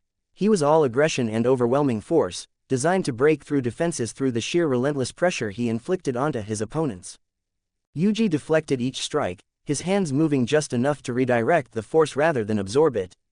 In between his redirections, he threw in a jab or thrust out his palm, pushing Bed back with each hit as he only grew more aggressive and retaliated back with even more fervor. The werewolf's attacks grew faster despite the hits he was taking from Yuji in between his own. His eyes narrowed as he bared his teeth. Every fiber of his being was committed to finding a gap, an opening and moment of weakness that he could pull out and exploit. He couldn't find one. After 2 minutes of sustained assault, Bed was sweating up a storm as his breath grew more ragged. He planted his foot and launched himself into a dropkick aimed at Yuji's chest, pouring everything he had into a single, decisive strike. Yuji caught his ankle, using the momentum to pull Bed in and set him back down onto his feet as though he were placing a glass cup back onto a shelf. The werewolf stood there, breathing hard as he grimaced and stared back at Yuji. "You're stronger than most people in the city," Yuji said, his voice carrying no sign of mockery. "But you fight angry, and that makes you predictable. The harder you hit, the more committed you are, and the less room you leave yourself to adapt." Bed's jaw clenched and his fists tightened at his sides. For a moment, it looked like he might say something sharp. The old Bed would have, but instead he exhaled through his nose, turned and walked away without a word. As he passed Tiona, who was watching with wide eyes, the werewolf muttered something under his breath that she barely caught. "The hell is he?" The training yard slowly returned to life after Bed's departure. The lower-ranked members buzzed with excited whispers and Tiona was already recounting the entire session to anyone who would listen, complete with sound effects. Gareth drained the last of his mug, now gone cold, and walked over to Yuji. "Not bad," the dwarf said. "You held back." "Of course I did," Yuji replied. Gareth studied him for a moment, his deep-set eyes carrying the weight of decades in the dungeon. "The girl's got more potential than she realizes. That boy's got more pride than he knows what to do with. And the Amazon's got more joy than either of them combined." He let out a slow breath. "You're good for them." Yuji looked at him. "Don't tell them I said that," Gareth added on before walking away. Yuji stood alone in the training yard for a moment. The morning sun had fully risen over the manor's towers, and the sounds of the familia starting their day filtered through the walls as they left the training yard to go back to their own routines. He picked up the wooden greatsword Tiona had left planted in the dirt, returned it to the rack, and headed inside for breakfast. Behind him, from one of the bridges connecting the manor's towers, Loki watched the empty training yard with her vermilion eyes. Her face bore an expression that she usually reserved for when Finn executed a strategy that exceeded even her expectations. Well, she said to no one in particular. "Aren't you full of surprises, Fossil?" She glanced down at her own body, still sore from the cocoon she'd been tied up in that morning, before she was discovered by Gareth. "Still worth it," she grinned, and disappeared back inside, but stopped when she heard Tiona's voice reach her ears, causing her grin to morph into a smirk. Tiona caught up with Yuji and without caring for who was nearby, asked him one simple question. Loki couldn't help but laugh, hearing Yuji cough violently, being asked the question by Tiona while he was drinking from a cup of water. "What kind of girl is your type, Yuji?" Ch.41 The cycle. "What kind of girl is your type, Yuji?" The question had hit him mid-sip and the water went down the wrong pipe for a split second. Yuji coughed violently, thumping his chest as Tiona stood in front of him with an innocent expression plastered across her face. Several familia members in the hallway turned to stare. What?" he managed to say between coughs. "Your type, you know, in women," Tiona said, bouncing on her heels as the slight exhaustion from their spar completely disappeared. "You can't just beat up all three of us and then not give us something in return. Come on, spill it." Behind her, Tiona had her hand over her face. Lefia was bright red and staring at the floor. Two lower-ranked members had stopped dead in the hallway, pretending to read a notice board that was clearly empty. "How is that related to sparring?" Yuji asked, wiping the water from his chin. "It's not. That's why it's fun." Tiona leaned forward, her eyes sparkling with curiosity. "You've been here for weeks and nobody knows anything about you. You're like a mystery wrapped in pink hair. So come on, what's your type?" Yuji opened his mouth for a moment to deflect the answer. The words didn't come to him. Instead, something else happened. something he hadn't experienced in a very long time. The hallway of Twilight Manor flickered. For a fraction of a second, Yuji was somewhere else. A school hallway. Fluorescent lights hung from above and the familiar floor and hallways greeted his eyes. The distant sound of a bell signaled the end of a period and the smell of chilled dusk reached his nose. And standing in front of him, arms crossed and expression dead serious, was a man built like a small mountain. Short dark hair, a scar running across his forehead and left eye. He stared at Yuji with an intense, dead-set gaze. Aoi Todo. The memory wasn't real. Yuji knew that, the same way he'd known it every time it happened. Todo had described such memories to him before, and he himself experienced it with Choso during their short time together. Yet, centuries after the man's death, the echoes of those fabricated memories seemed to reach Yuji. In this one, they were in a high school hallway between classes. Todo had cornered him after lunch as he huffed out a breath of air. Yuji Itadori. Todo's voice boomed, causing the phantom figures of students to scatter. I have one question for you. Yuji, 17, was confused and blinked. Okay. What kind of woman is your type? Why would you? Stop hesitating. Todo grabbed him by the shoulders, the same grip that was strong enough to dent steel. Tears were streaming down his face for reasons that defied all logic. This is the most important question a man can answer. It defines your soul, your conviction, your very existence as a man. Todo, we literally just met. We have been besto friends since middle school. Todo declared with absolute certainty, despite the fact that this was demonstrably and categorically false. I was there when you confessed your feelings and got rejected. I bought you ramen to cheer you up. We promised to face the world together as brothers. None of that had happened. Not a single second of it, but Todo's eyes were burning with sincere emotion that arguing felt like kicking a puppy. Now answer me, my brother. My besto friend. What kind of women is your type? The phantom hallway was silent. Even the imaginary students had stopped to listen. And 17-year-old Yuji, overwhelmed and bewildered, let out a soft, gentle smile. His smile was happy but his eyes were filled with a sense of melancholy. You never change, do you? Yuji said quietly, and Todo merely gave him a toothy grin. The hallway of Twilight Manor snapped back into focus. Tiona was still standing in front of him, waiting. The entire exchange in his head had lasted less than 2 seconds. Yuji looked at the Amazon, then looked up at the ceiling, then he let out a breath that carried centuries of nostalgia and the faintest ghost of a laugh. Still looking out for me, huh, Todo? My brother. Tall women, Yuji said. Tiona's ears practically shot up. Oh. With big butts. The hallway went silent. Tiona's mouth opened, closed, and opened again. Her brain was clearly attempting to process whether or not the man in front of her, the same mysterious and stoic man, had just said what she thought he said. Did you just? You asked. Tion, who had been trying to pretend this conversation wasn't happening, slowly turned around with an expression that suggested she was reconsidering every interaction she'd ever had with Yuji. The silhouette in her mind that formed his figure cracked like glass. Lefia made a sound that could only be described as a tea kettle reaching its limits and buried her face in her staff, her face bright red. The two lower-ranked Familia members, looking at the empty notice board, turned to each other. Then they nodded, acknowledging and agreeing with Yuji's words. A new form of respect for the man was cemented in their minds. Tiona, to her credit, recovered faster than anyone else. Bahahaha, I knew it. I knew you had a type. You always seemed like you'd go for the taller ones. She slapped Yuji on the arm hard enough to make any normal person stagger.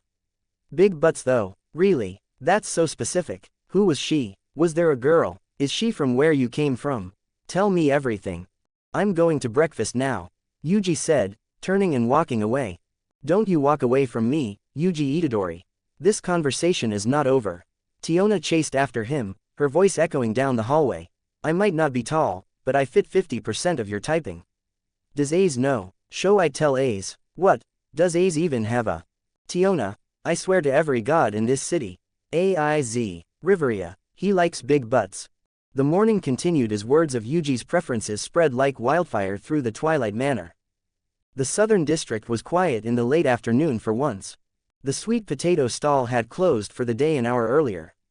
Takemikazuki had packed up the cart, counted his earnings, and with a satisfied nod, headed back toward his familia's home.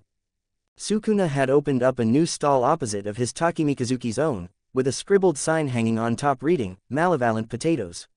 Surprisingly, people liked the potatoes he made, especially those with higher spice tolerance, as each and every single one of his potatoes were loaded with spices beyond normal comprehension. After closing up shop, he sat on a low wall of a dried-out fountain in a small plaza, his legs crossed and his arms folded inside his sleeves. His eyes were closed, and for people walking by, they would assume he was taking a nap. He wasn't. He was busy cataloging everything he'd come across the past few days, mainly what he found in the sewers and what could lay behind those orichalcum doors. Someone had built escape routes, or entry points, perhaps serving as both. The sound of approaching footsteps pulled him from his thoughts. They were light and held a bit of fanfare with each step taken. Sukuna opened an eye. A man stood at the edge of the plaza, leaning against a lamppost with a flamboyant posture. He wore a featured hat over sandy orange hair, wearing a light traveling outfit that reminded Sukuna of those cowboy movies the brat watched while he was training. He had a smile plastered across his face, but his eyes held something else entirely. "Good afternoon," the man said, tipping his hat. "You must be Sukuna, the god from the Far East who sells sweet potatoes." Sukuna studied him for a moment. The divine presence was unmistakable beneath the mortal clothing. This was a god, one who had been walking the lower world for far longer than he had. "And you are Hermes," the god said with a slight bow that was more theatrical than respectful. "Messenger, traveler, entrepreneur, and occasional purveyor of useful information. I run a small familia, nothing too impressive, and I have a terrible habit of introducing myself to interesting people. Get to the point." Hermes merely chuckled before continuing on. "A god descends to Orario for the first time in recent memory, registers an empty familia, works a sweet potato stall with Takemikazuki, and bears a striking resemblance to the man who had just joined the strongest exploration familia in the city." Hermes adjusted his hat, his smile never once changing or wavering.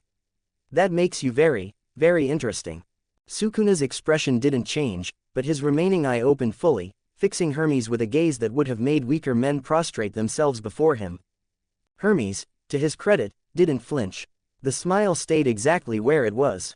"What do you want?" "Conversation," Hermes said. "I find that the gods who arrive quietly tend to be the ones worth knowing. The loud ones are predictable.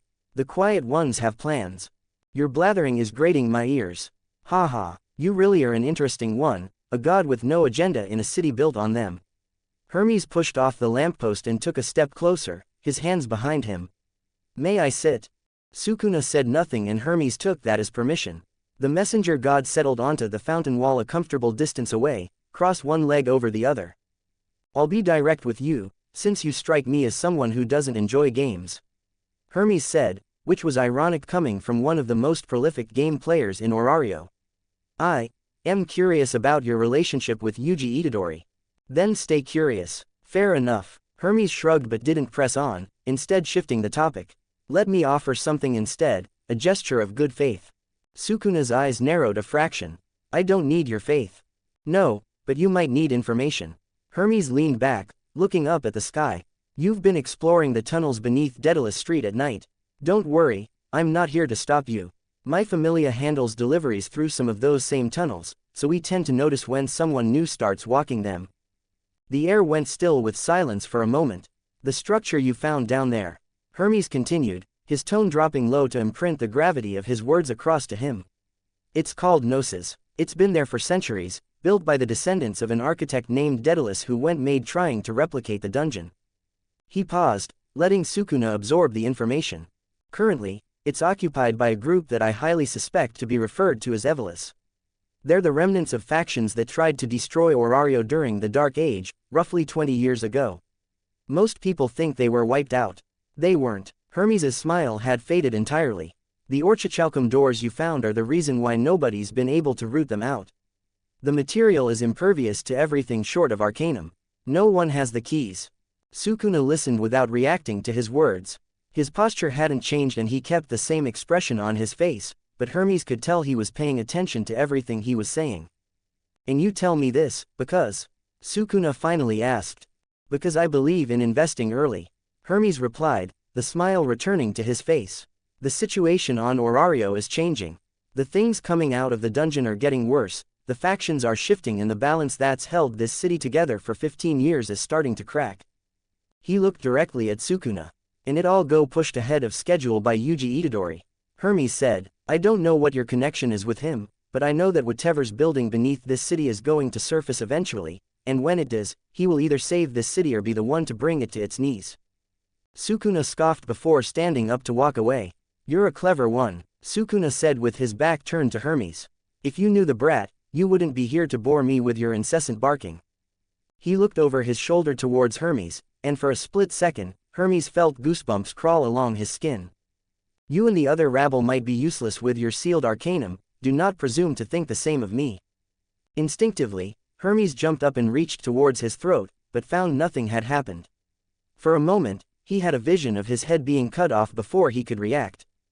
By the time he recovered from his shock, Sukuna had long since disappeared.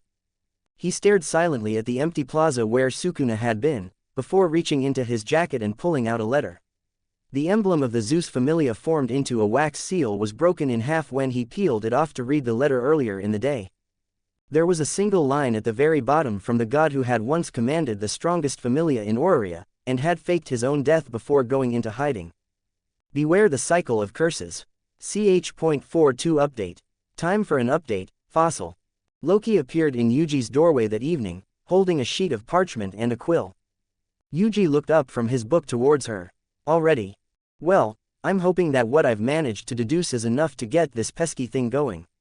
Standard practice is to update it every odd day or so after returning from the dungeon. She stepped into his room without being invited in, closing the door behind her. Shirt off and sit down facing away from me. Yuji complied, setting the book down and pulling his shirt over his head. He turned in his chair and rested his arms against the backrest as Loki shuffled behind him. She pricked her finger and pressed the drop of blood against the center of his back. The hieroglyphs responded immediately, just not in the way they should have. Loki's fingers traced the inscription with ease, her divine senses reading the script that formed the foundation of every fauna she'd ever written. The symbols pulsed beneath her touch as she slowly finished her work. Quote. Huh, good or bad? Yuji asked, hearing the exact same tone as what had happened last time. Hold on, Loki said, her voice losing its usual trace of playfulness as she leaned closer to his back, her eyes studying his fauna with an intense gaze. The status was there, with the framework still intact since she could feel the connection between it and his soul. She frowned and started scribbling what she saw onto the piece of paper, clicking her tongue in random intervals. Slowly the parchment filled out. Here, take a look at it yourself. You'll get why I'm confused, Loki said, shoving the parchment around to his front. Straightening up, he grabbed the sheet and slowly read it. Yuji Itadori, Level 1, Strength. I0 greater than I0. Endurance. I0 greater than I0. Dexterity. I0 greater than I0. Agility. I0 greater than I0. Magic. I0 greater than I0. I0 greater than I0. Magic. None. Skills. Hashtag re-hash-e. Hashtag oo hashtag poo n. Do on. Cursed blessed sparks of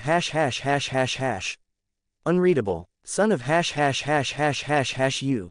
Incomplete record, development abilities, luck F. Cursed S. Unreadable, Yuji, Loki said slowly, making Yuji glanced back at her to see a look that bordered on excitement and weariness. Not even accounting for the list of skills you have on there, not a single one of your stats has gone up, not even by a 1 digit. Yeah, I don't think you understand the gravity of the situation here, Loki said, sitting on the edge of the bed as Yuji put his shirt back on. So far, you've sparred with Ace, Bet and Tiona, as well as going down to the dungeon yourself whenever you're in one of your walking moods.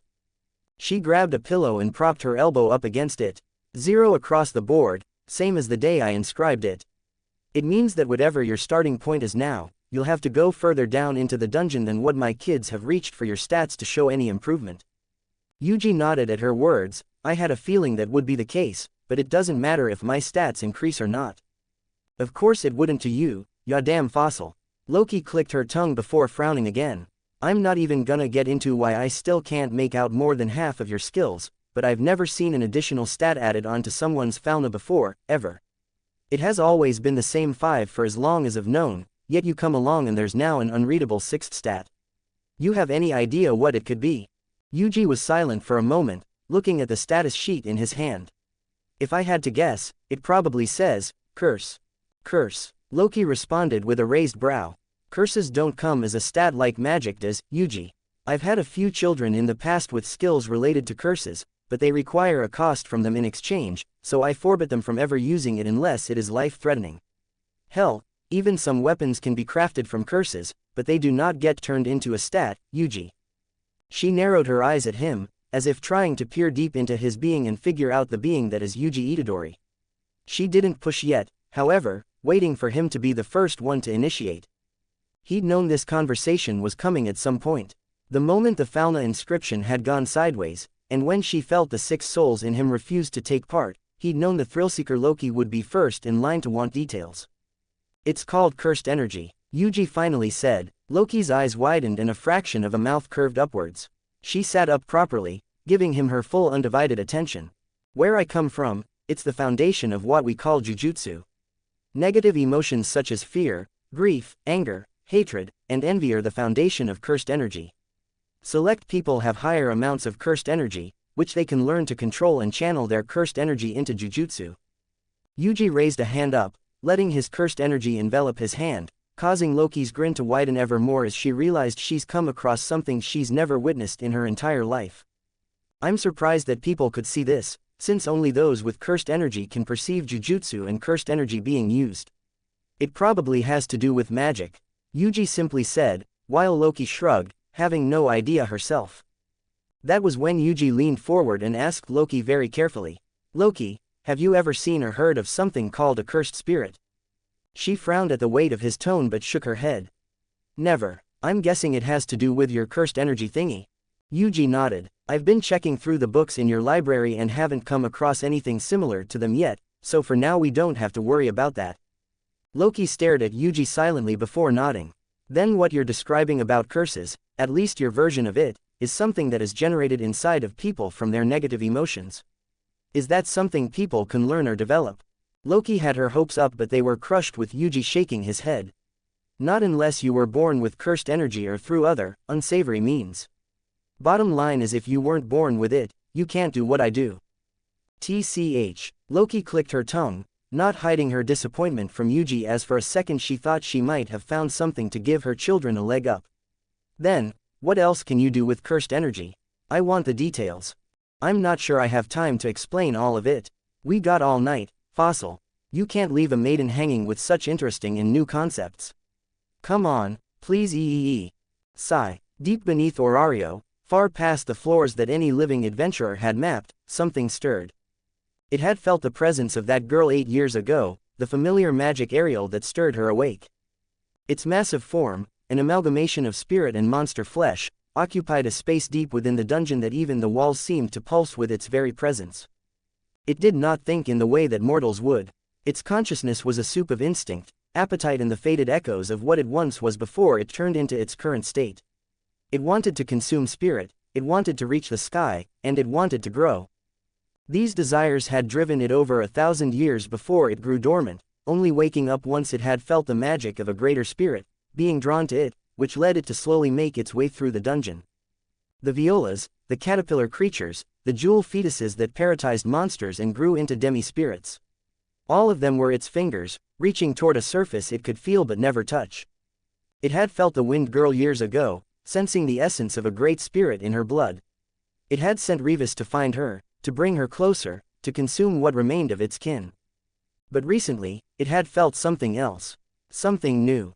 Something wrong. The first time had been brief. A presence had touched one of its extensions on the surface, the viola that had been deployed during the human festival.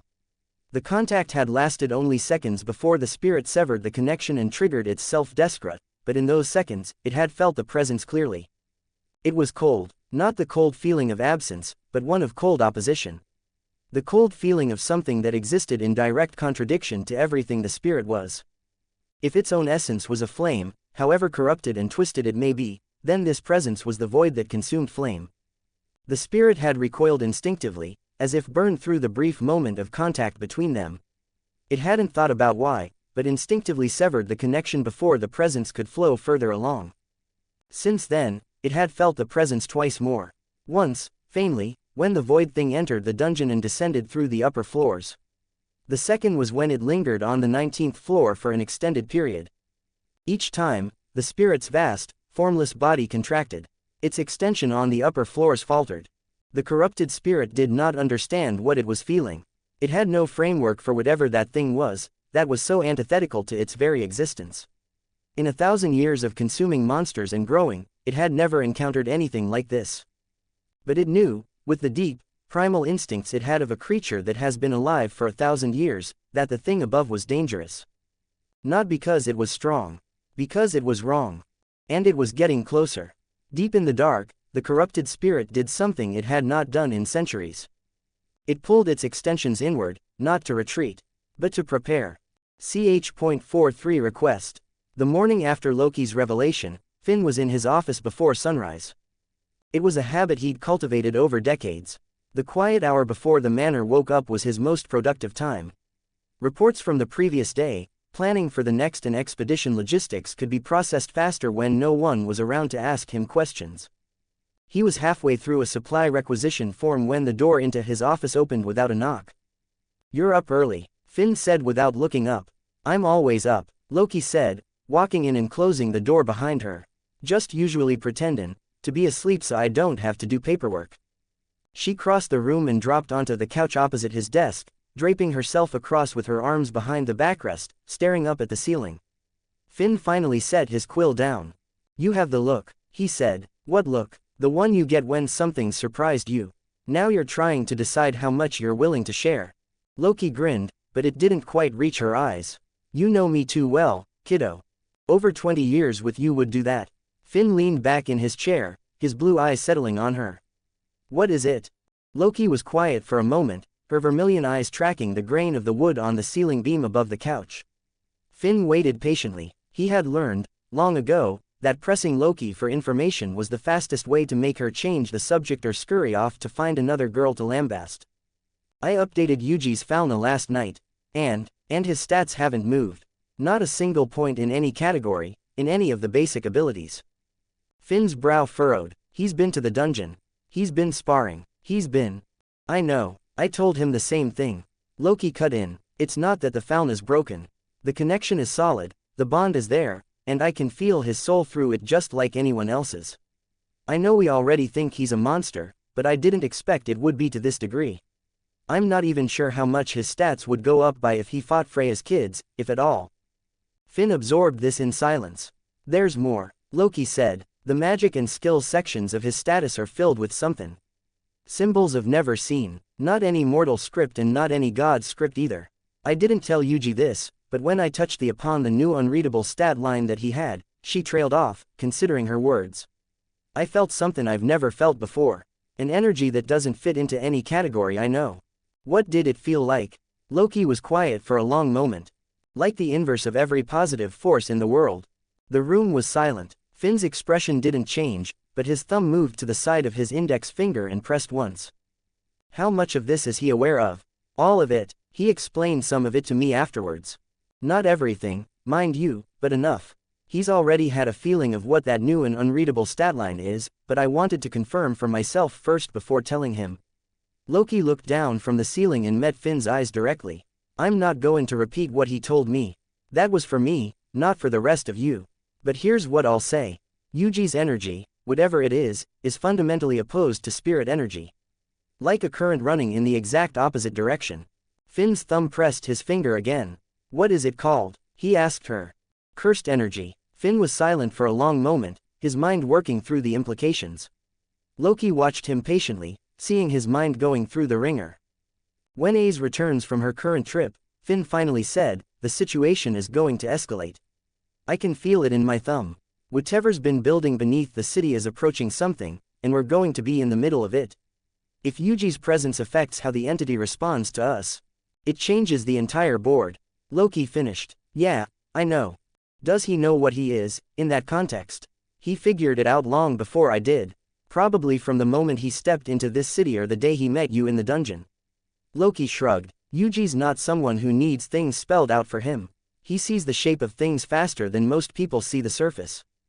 Finn nodded slowly. What do we do? Nothing different. Loki said. We trust him. We let him decide what he's comfortable sharing, and when the time comes to act on what's beneath the city, we make sure he's in the room when we plan it.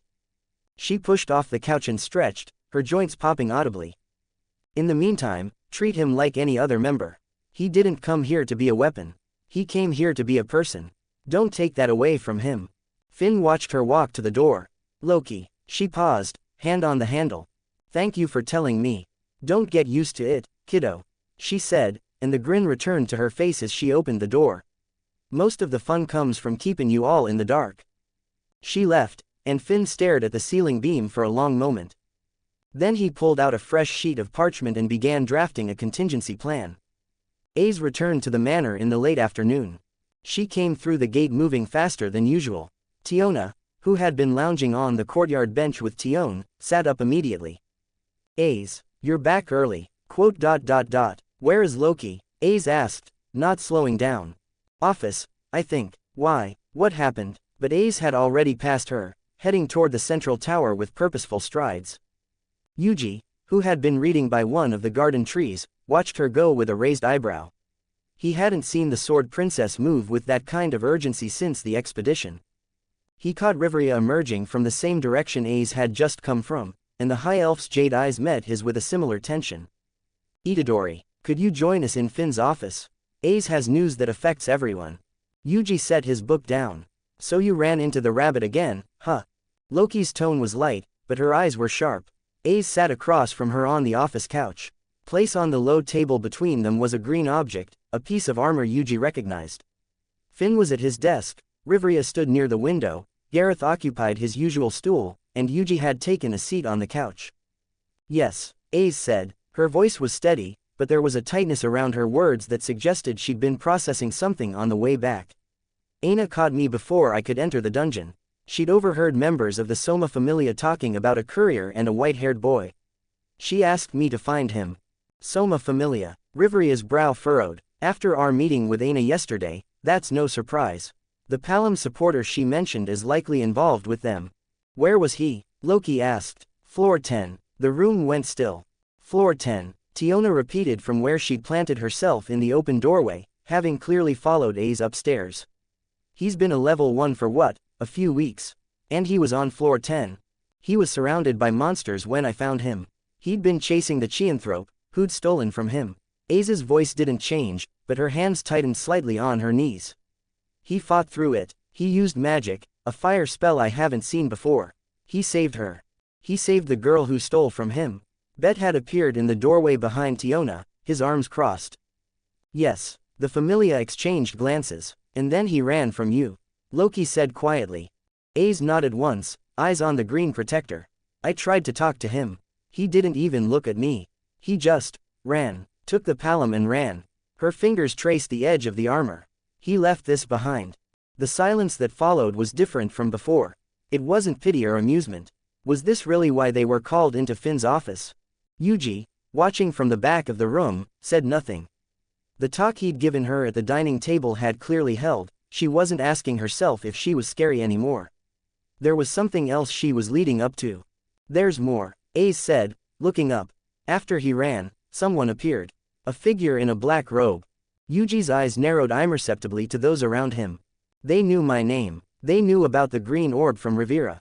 They asked me to investigate floor 24. Aze looked at Finn directly. There's been a mass movement of monsters in the northern pantry. Possibly connected to the same source as the violas.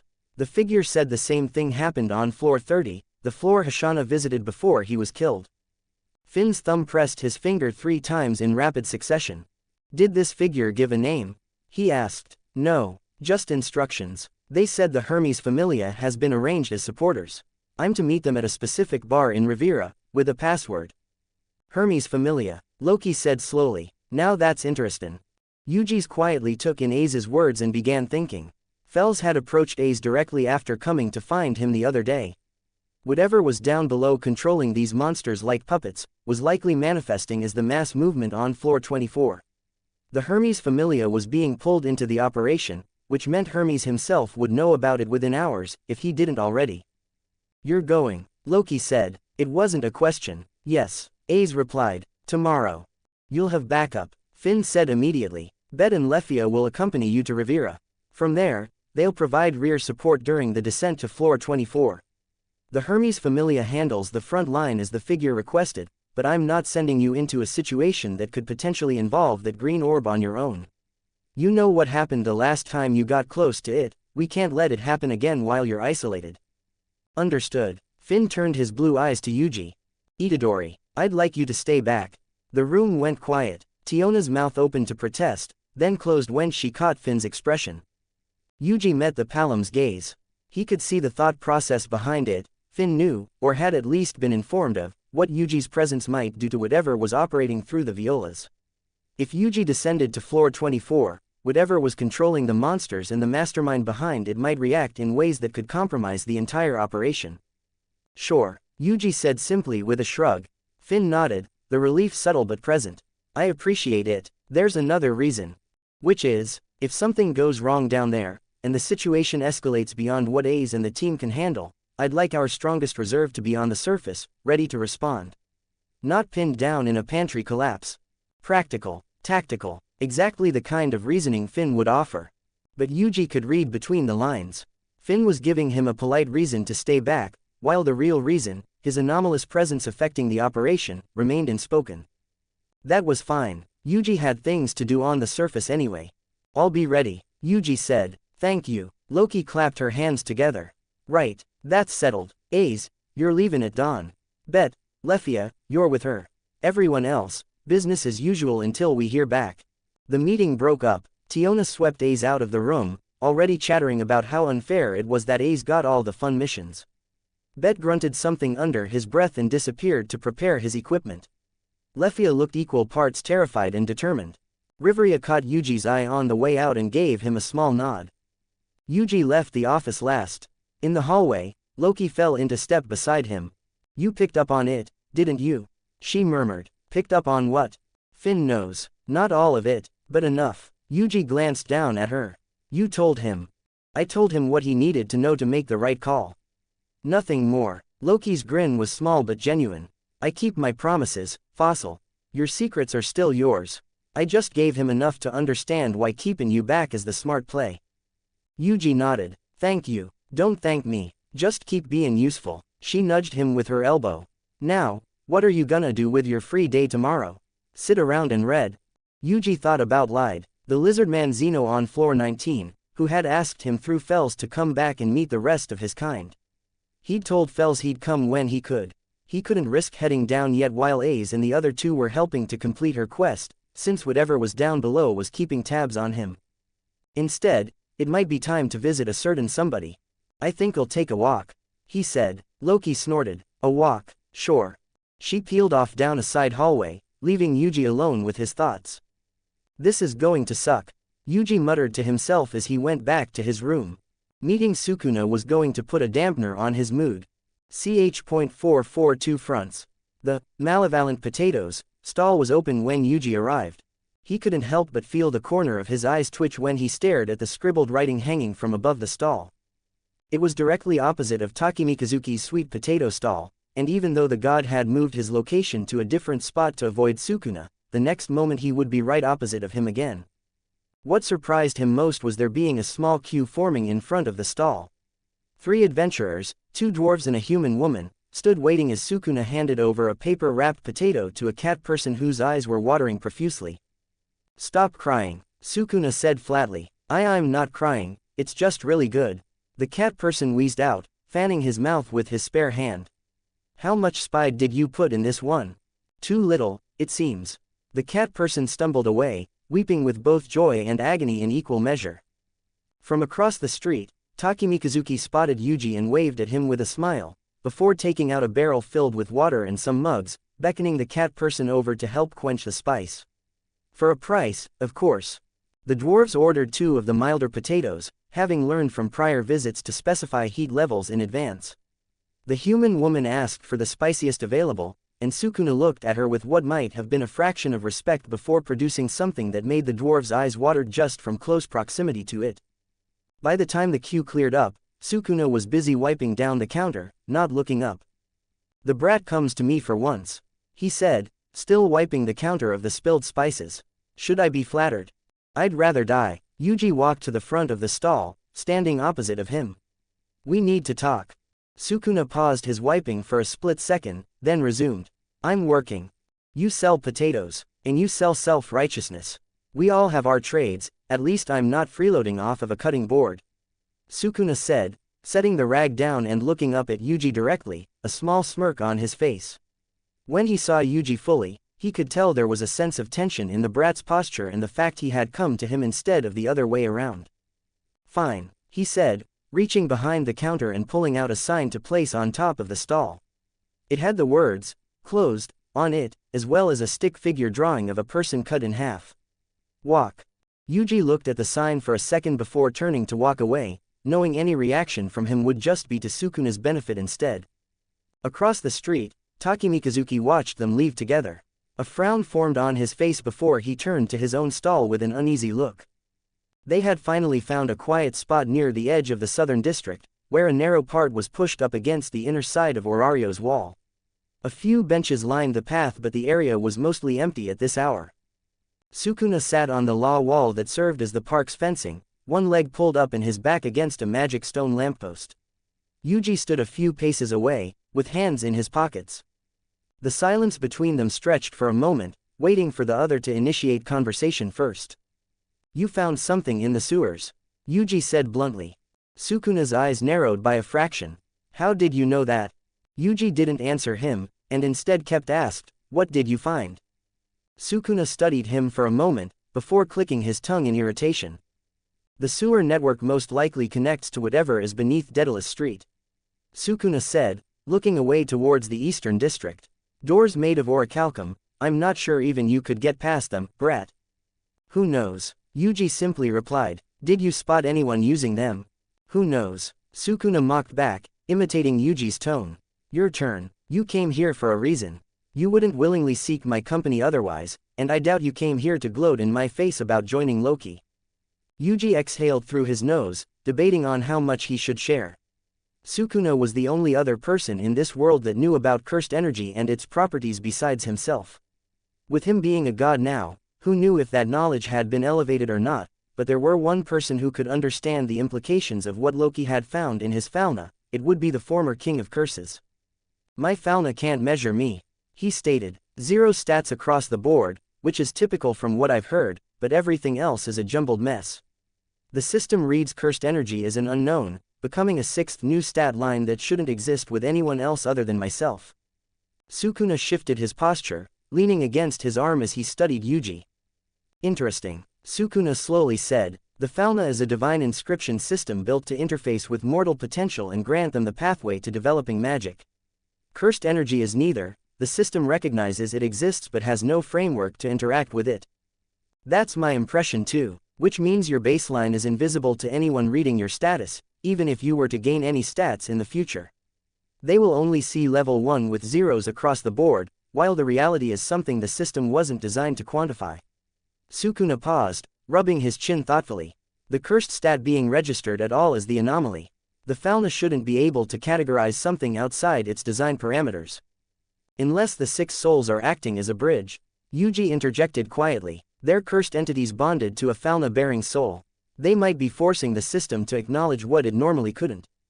Sukuna narrowed his eyes at Yuji. "The death paintings," Sukuna said, his voice low as an unsavory memory came to him. "Cursed objects, when ingested, can incarnate into a half-human half-cursed spirit being capable of using jujutsu. They exist in the space between what this world considered a curse and what it considers a person. If the fauna is using them as a reference point to break down your cursed energy, then they're the reason the system can even see me at all." Yuji cut Sukuna off. "Without them, my fauna would probably be completely blank." Sukuna's eyes were unreadable for a moment. Then he let out a breath that might have been a laugh. "You consumed them centuries ago to spite me, and now they're the only thing anchoring you to this world's power system." He shook his head. "Your brothers are still useful even in death, You should thank Kenjaku for creating you miserable lot. Yuji said nothing, letting the silence drag on.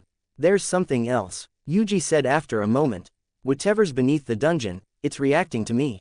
Every time I enter the dungeon or interact with one of its extensions, it pulls back and cuts off its connection. Sukuna's expression shifted to something Yuji hadn't seen on him before, bordering between fascination and recognition. Cursed energy is the inverse of spirit energy. Sukuna murmured, almost to himself. I've felt something similar since descending. The ambient energy in this world is fundamentally different from what we knew. It's cleaner, positive and derived from spirits. Our energy doesn't belong here. And yet we're here, and yet we're here, Sukuna echoed. The wind shifted. A distant bell rang from somewhere in the central district, marking the hour. Yuji was about to speak when he felt it. A vibration, deep, rhythmic, running through the ground beneath his feet like a pulse. His senses flared outward instinctively, spreading through the earth and across the surrounding blocks. The vibration was getting stronger, moving upward from far below and coming from multiple directions. It was coming from everywhere. Sukuna felt it too. He was already on his feet, his sealed divine senses straining against their restrictions as the ground beneath Orario began to tremble. Then, 3 streets away, the cobblestone erupted. A massive shape tore through the ground, sending chunks of stone and dirt skyward. Screams broke out immediately as civilians scattered from the emerging creature. Even from this distance, Yuji could see the familiar shape, the thick vines, the gaping maw, the tough green hide. A viola, another eruption, further south. Then another, to the east. And another. Multiple breaches across the city, simultaneously. Yuji's awareness snapped wide, counting the disturbances. He could feel at least 8 separate emergence points across Orario, each one the same species of creature that had attacked during Monster Feria. Oh, Sukuna's voice was calm, but his eyes had changed. The boredom was gone, replaced by an intensity Yuji knew too well. They're bold. 2 more eruptions shattered the park's walkway, barely 10 meters from where they stood. Stone and earth cracked upward as 2 violas dragged themselves from beneath the surface, their vine-like appendages whipping through the air as they oriented themselves. Then 2 more, behind them, blocking the path back to the main street. 4 violas, surrounding them on both sides. The creatures, maws opened and closed with wet, rhythmic sounds. Civilians were already fleeing, their screams echoing off the walls of the southern district. The street emptied in seconds. Yuji pulled his hands from his pockets. Sukuna rolled his shoulders, his sealed body lacking the overwhelming power he once wielded but his posture carrying 4,000 years of combat instinct that no restriction could suppress. I assume you won't let me sit this one out, Sukuna said dryly. There are civilians, Yuji said simply. Of course there are. Sukuna clicked his tongue. Fine, but I'm taking the 2 on the left. Your arcanum is sealed, you're physically human right now. And, I was killing things before I had arcanum, brat. Some habits don't need divine power. The 4 violas lunged simultaneously. Yuji moved first. His body blurred forward, closing the distance to the nearest viola in a fraction of a second. Precisely controlling his cursed energy, his fist connected with the side of its head. Kokusen, black flash, the impact cratering the creature's skull and sending it careening into the park wall with enough force to crack the stone as black-red lightning crackled out from the attack. The second viola whipped its vines toward him. Yuji caught 2 of the appendages, wrapped them around his forearm, and yanked the creature off balance before driving his knee into its exposed maw. The magic stone inside flickered wildly from the contact. He could feel it, the connection running downward from the stone, the same thread he'd sensed during Monster Feria. And at the other end of that thread, something vast and formless recoiled the instant his cursed energy made contact. There you are, on the other side of the park. Sukuna had picked up a section of broken lamppost and was using it as an improvised weapon. His movements were precise and ruthless, each strike aimed at the joints where the violas, vines connected to their central body. His arcanum was sealed, reducing him to the physical capabilities of an ordinary human. But Ryomen Sukuna had never been ordinary, even before he was the king of curses or a god. His technique, his timing, his understanding of anatomy and structural weakness, none of that required divine power. He had more up his sleeves, but there was no point in revealing his entire hand just yet, especially with Yuji nearby. The lamppost cracked through the first viola's vine cluster, severing 3 appendages in a single swing. The creature screeched and reoriented, its remaining vines lashing toward him. Sukuna ducked beneath the first, sidestepped the second, and drove the jagged end of the broken lamppost through the creature's open maw, piercing deep into the body cavity where the magic stone sat. The viola spasmed and went still before disappearing in a black mist. The fourth creature, seeing its companion fall, turned its full attention on Sukuna. Its vines whipped forward in a barrage that would have overwhelmed most adventurers. Sukuna met it head-on, his movements weaving between each of the incoming assault. But without his arcanum, his body was mortal. A vine caught him across the shoulder, tearing through his kimono and drawing a thin line of blood. He didn't flinch. Instead, he used the contact to pull himself closer, grabbed the vine with his bare hand, and wrenched the creature toward him. As the viola stumbled forward, Sukuna planted his foot on its lower body and slammed the broken lamppost downward into the top of its skull. It crumpled and disappeared into a black mist. Behind Sukuna, the second viola that Yuji had need was struggling to rise, its magic stone flickering erratically. Yuji appeared beside it in a blur, placed his hand on the magic stone, and pulsed his cursed energy directly into it. The connection severed instantly. He could feel the presence at the other end recoil violently, the same reaction as Monster Freya but stronger, more panicked. The viola's body went limp as its magic stone cracked and dimmed. In the distance, explosions and screams echoed across Orario. The other violas were still active, tearing through different districts. He could sense Ganesha Familia responding in the eastern quarter. Guild personnel were mobilizing near Babel. Yuji straightened up and looked at Sukuna, who was examining the tear in his kimono with an expression of mild annoyance. "You're bleeding," Yuji said. "I've noticed." Sukuna pressed a hand to the wound, then pulled it away to look at the blood. "Mortal bodies are so fragile. Do you need? If you offer to heal me, I'll kill you myself." "Fair enough." They stood among the four fallen violas, the park around them destroyed along with the wall cracked and the walkway shattered. The sounds of the wider attack continued in the background, but the immediate threat was over. "That presence," Sukuna said, and his voice had lost all traces of humor. "When you touched the magic stone, whatever's at the other end of those puppets, it was afraid." "Yeah, I felt it from here. Even through the seal." Sukuna looked at his hand, then at Yuji. "It didn't react to me. It reacted to you. Whatever you are to that thing, it considers you a threat on a level beyond physical strength." Yuji looked down at the dead viola at his feet. Its magic stone was dark, the connection severed cleanly. He thought about A's, somewhere beneath floor 24 right now, walking into an environment controlled by the same entity that was sending its extensions to the surface in a coordinated assault. He thought about Bet and Lefia with her, and the Hermes Familia supporters who didn't know what they were truly up against. And he thought about the entity, deep beneath the dungeon. This wasn't random, the timing was deliberate. The surface attack and the floor 24 operation were happening simultaneously. The entity, or whoever was directing its extensions, was fighting on two fronts. "We need to move," Yuji said. "There are more across the city." Sukuna tossed the broken lamppost aside and cracked his neck. "Lead the way, brat." For the first time in history, Yuji Itadori and Ryomen Sukuna moved in the same direction. Neither of them commented on it. Ch.45 Severance. The screaming hadn't stopped. As Yuji and Sukuna moved through the southern district, the scale of the attack became clearer.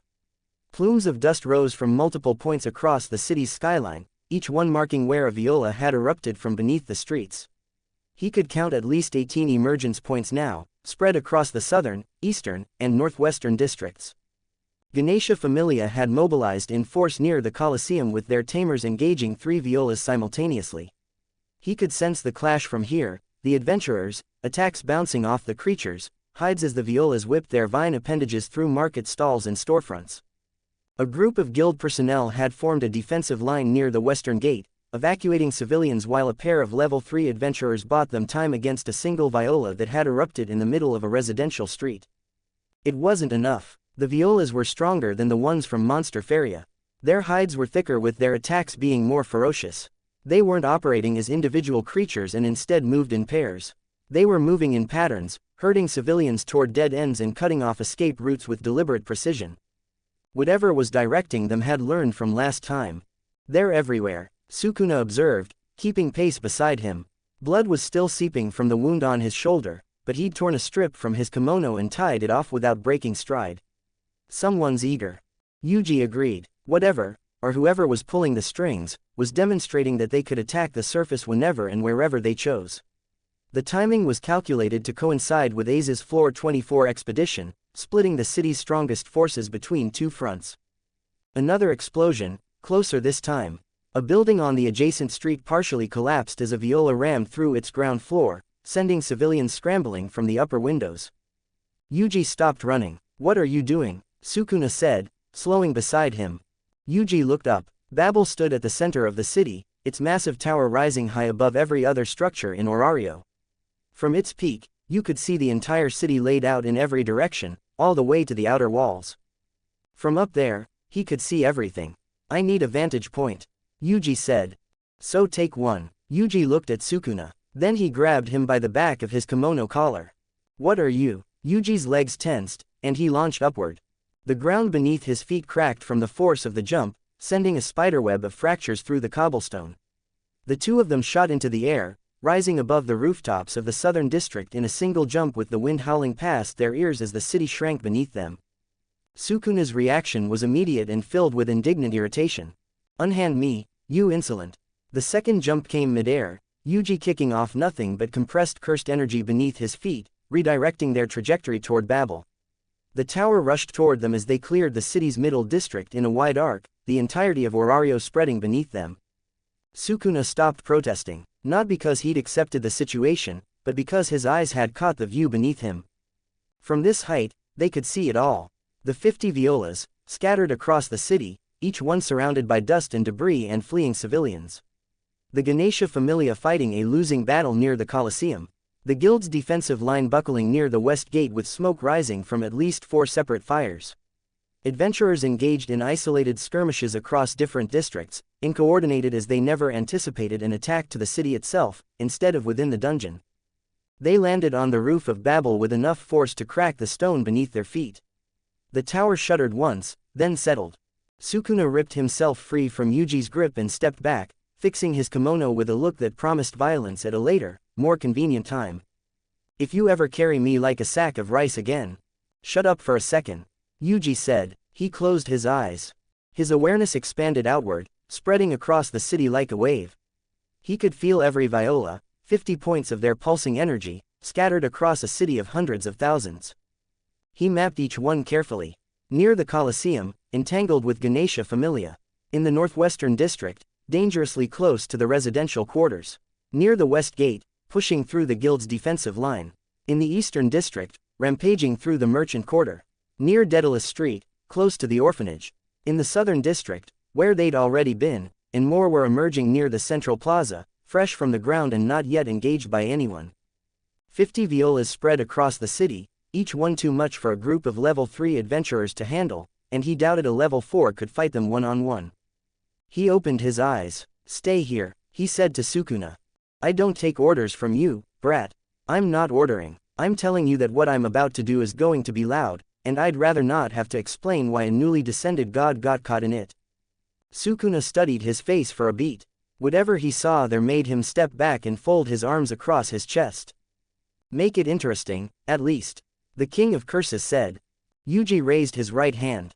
400 years of mastering Sukuna's technique, the very power that had been engraved into his body from the moment he became a vessel. He'd spent decades refining what the king of curses had used as a bludgeon into something precise, controlled and surgical. Dismantle was designed for targets without cursed energy. The violas were spirit-derived constructs, puppet creatures powered by magic stones with no cursed energy of their own. They were exactly what the technique was built for. He could feel each of them through the threads, 12 points of light in his mind's eye, burning against the backdrop of the city. He knew their positions. He knew their dimensions. He knew the exact composition of their bodies, down to the thickness of their hides and the location of their magic stones. Orario was large, and the distances that the violas were positioned were numerous at different points around the city instead of being concentrated together. He would need precision and range. Taking them out one by one would take too much time and risk more people dying before he was finished. "I can't afford any collateral damage here," Yuji muttered quietly, with Sukuna raising a brow before feeling the familiar growing sensation of cursed energy building up from Yuji. With the time Yuji has spent in this world thus far, he has always kept his cursed energy repressed. His control over his cursed energy had been honed over centuries that not a single trace of it could be seen. Few could rival him now when it comes to his control over cursed energy. With the sole exception of Gojo Satoru, he extended 2 fingers, his left hand resting on his outstretched right arm. Crimson fists that refused to yield.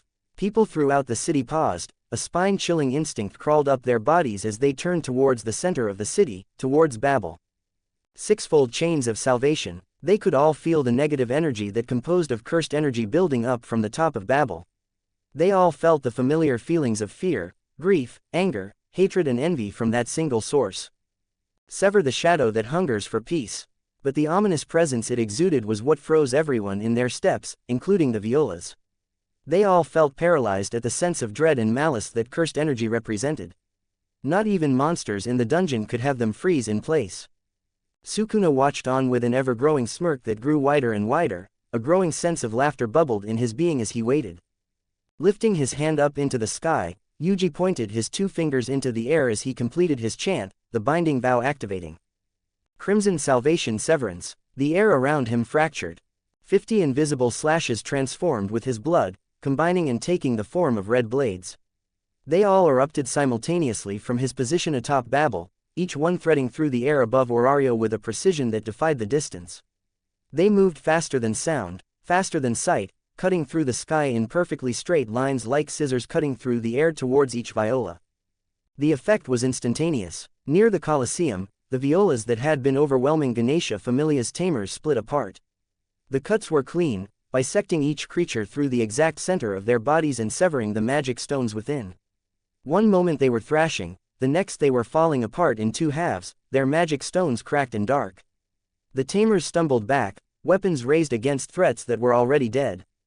In the northwestern district, the violas that had been cornering a group of fleeing families came apart mid-lunge.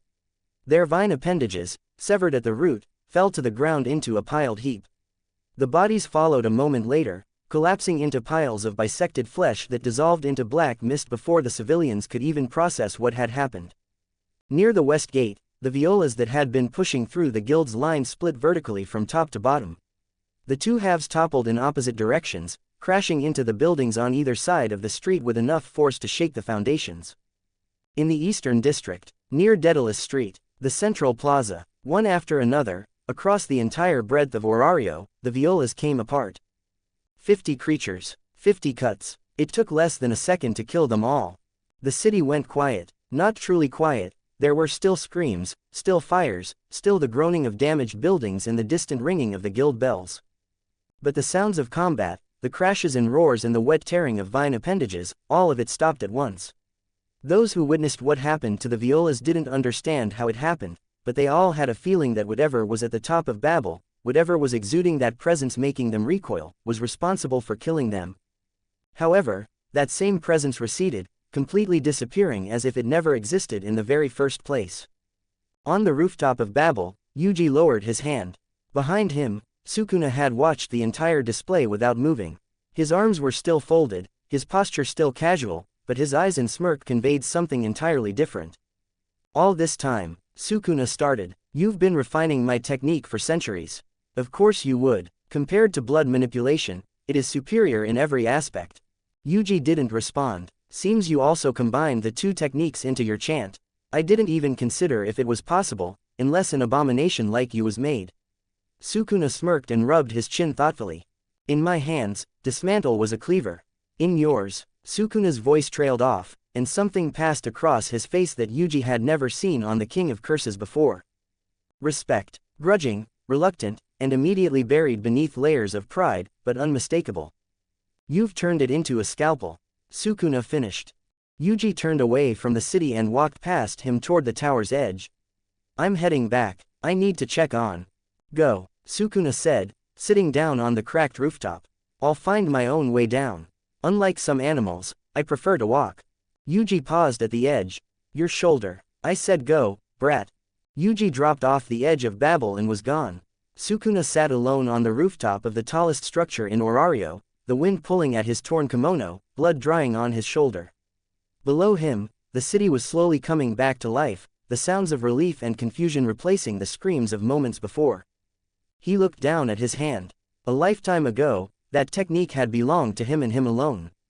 And the brat had taken it, refined it, and used it to save people. The very idea should have disgusted him. It didn't. HMPH, Sukuna said to himself, and the corner of his mouth twitched. The wound on his shoulder fixed slowly and mended itself, the familiar positive energy of reverse curse technique flowing through his body. He stood, dusted off his ruined kimono, and began the long walk down Babel's staircase. Below, the city of Orario was picking up its pieces, unaware that the thing responsible for the attack was still alive, still growing, and now more motivated than ever.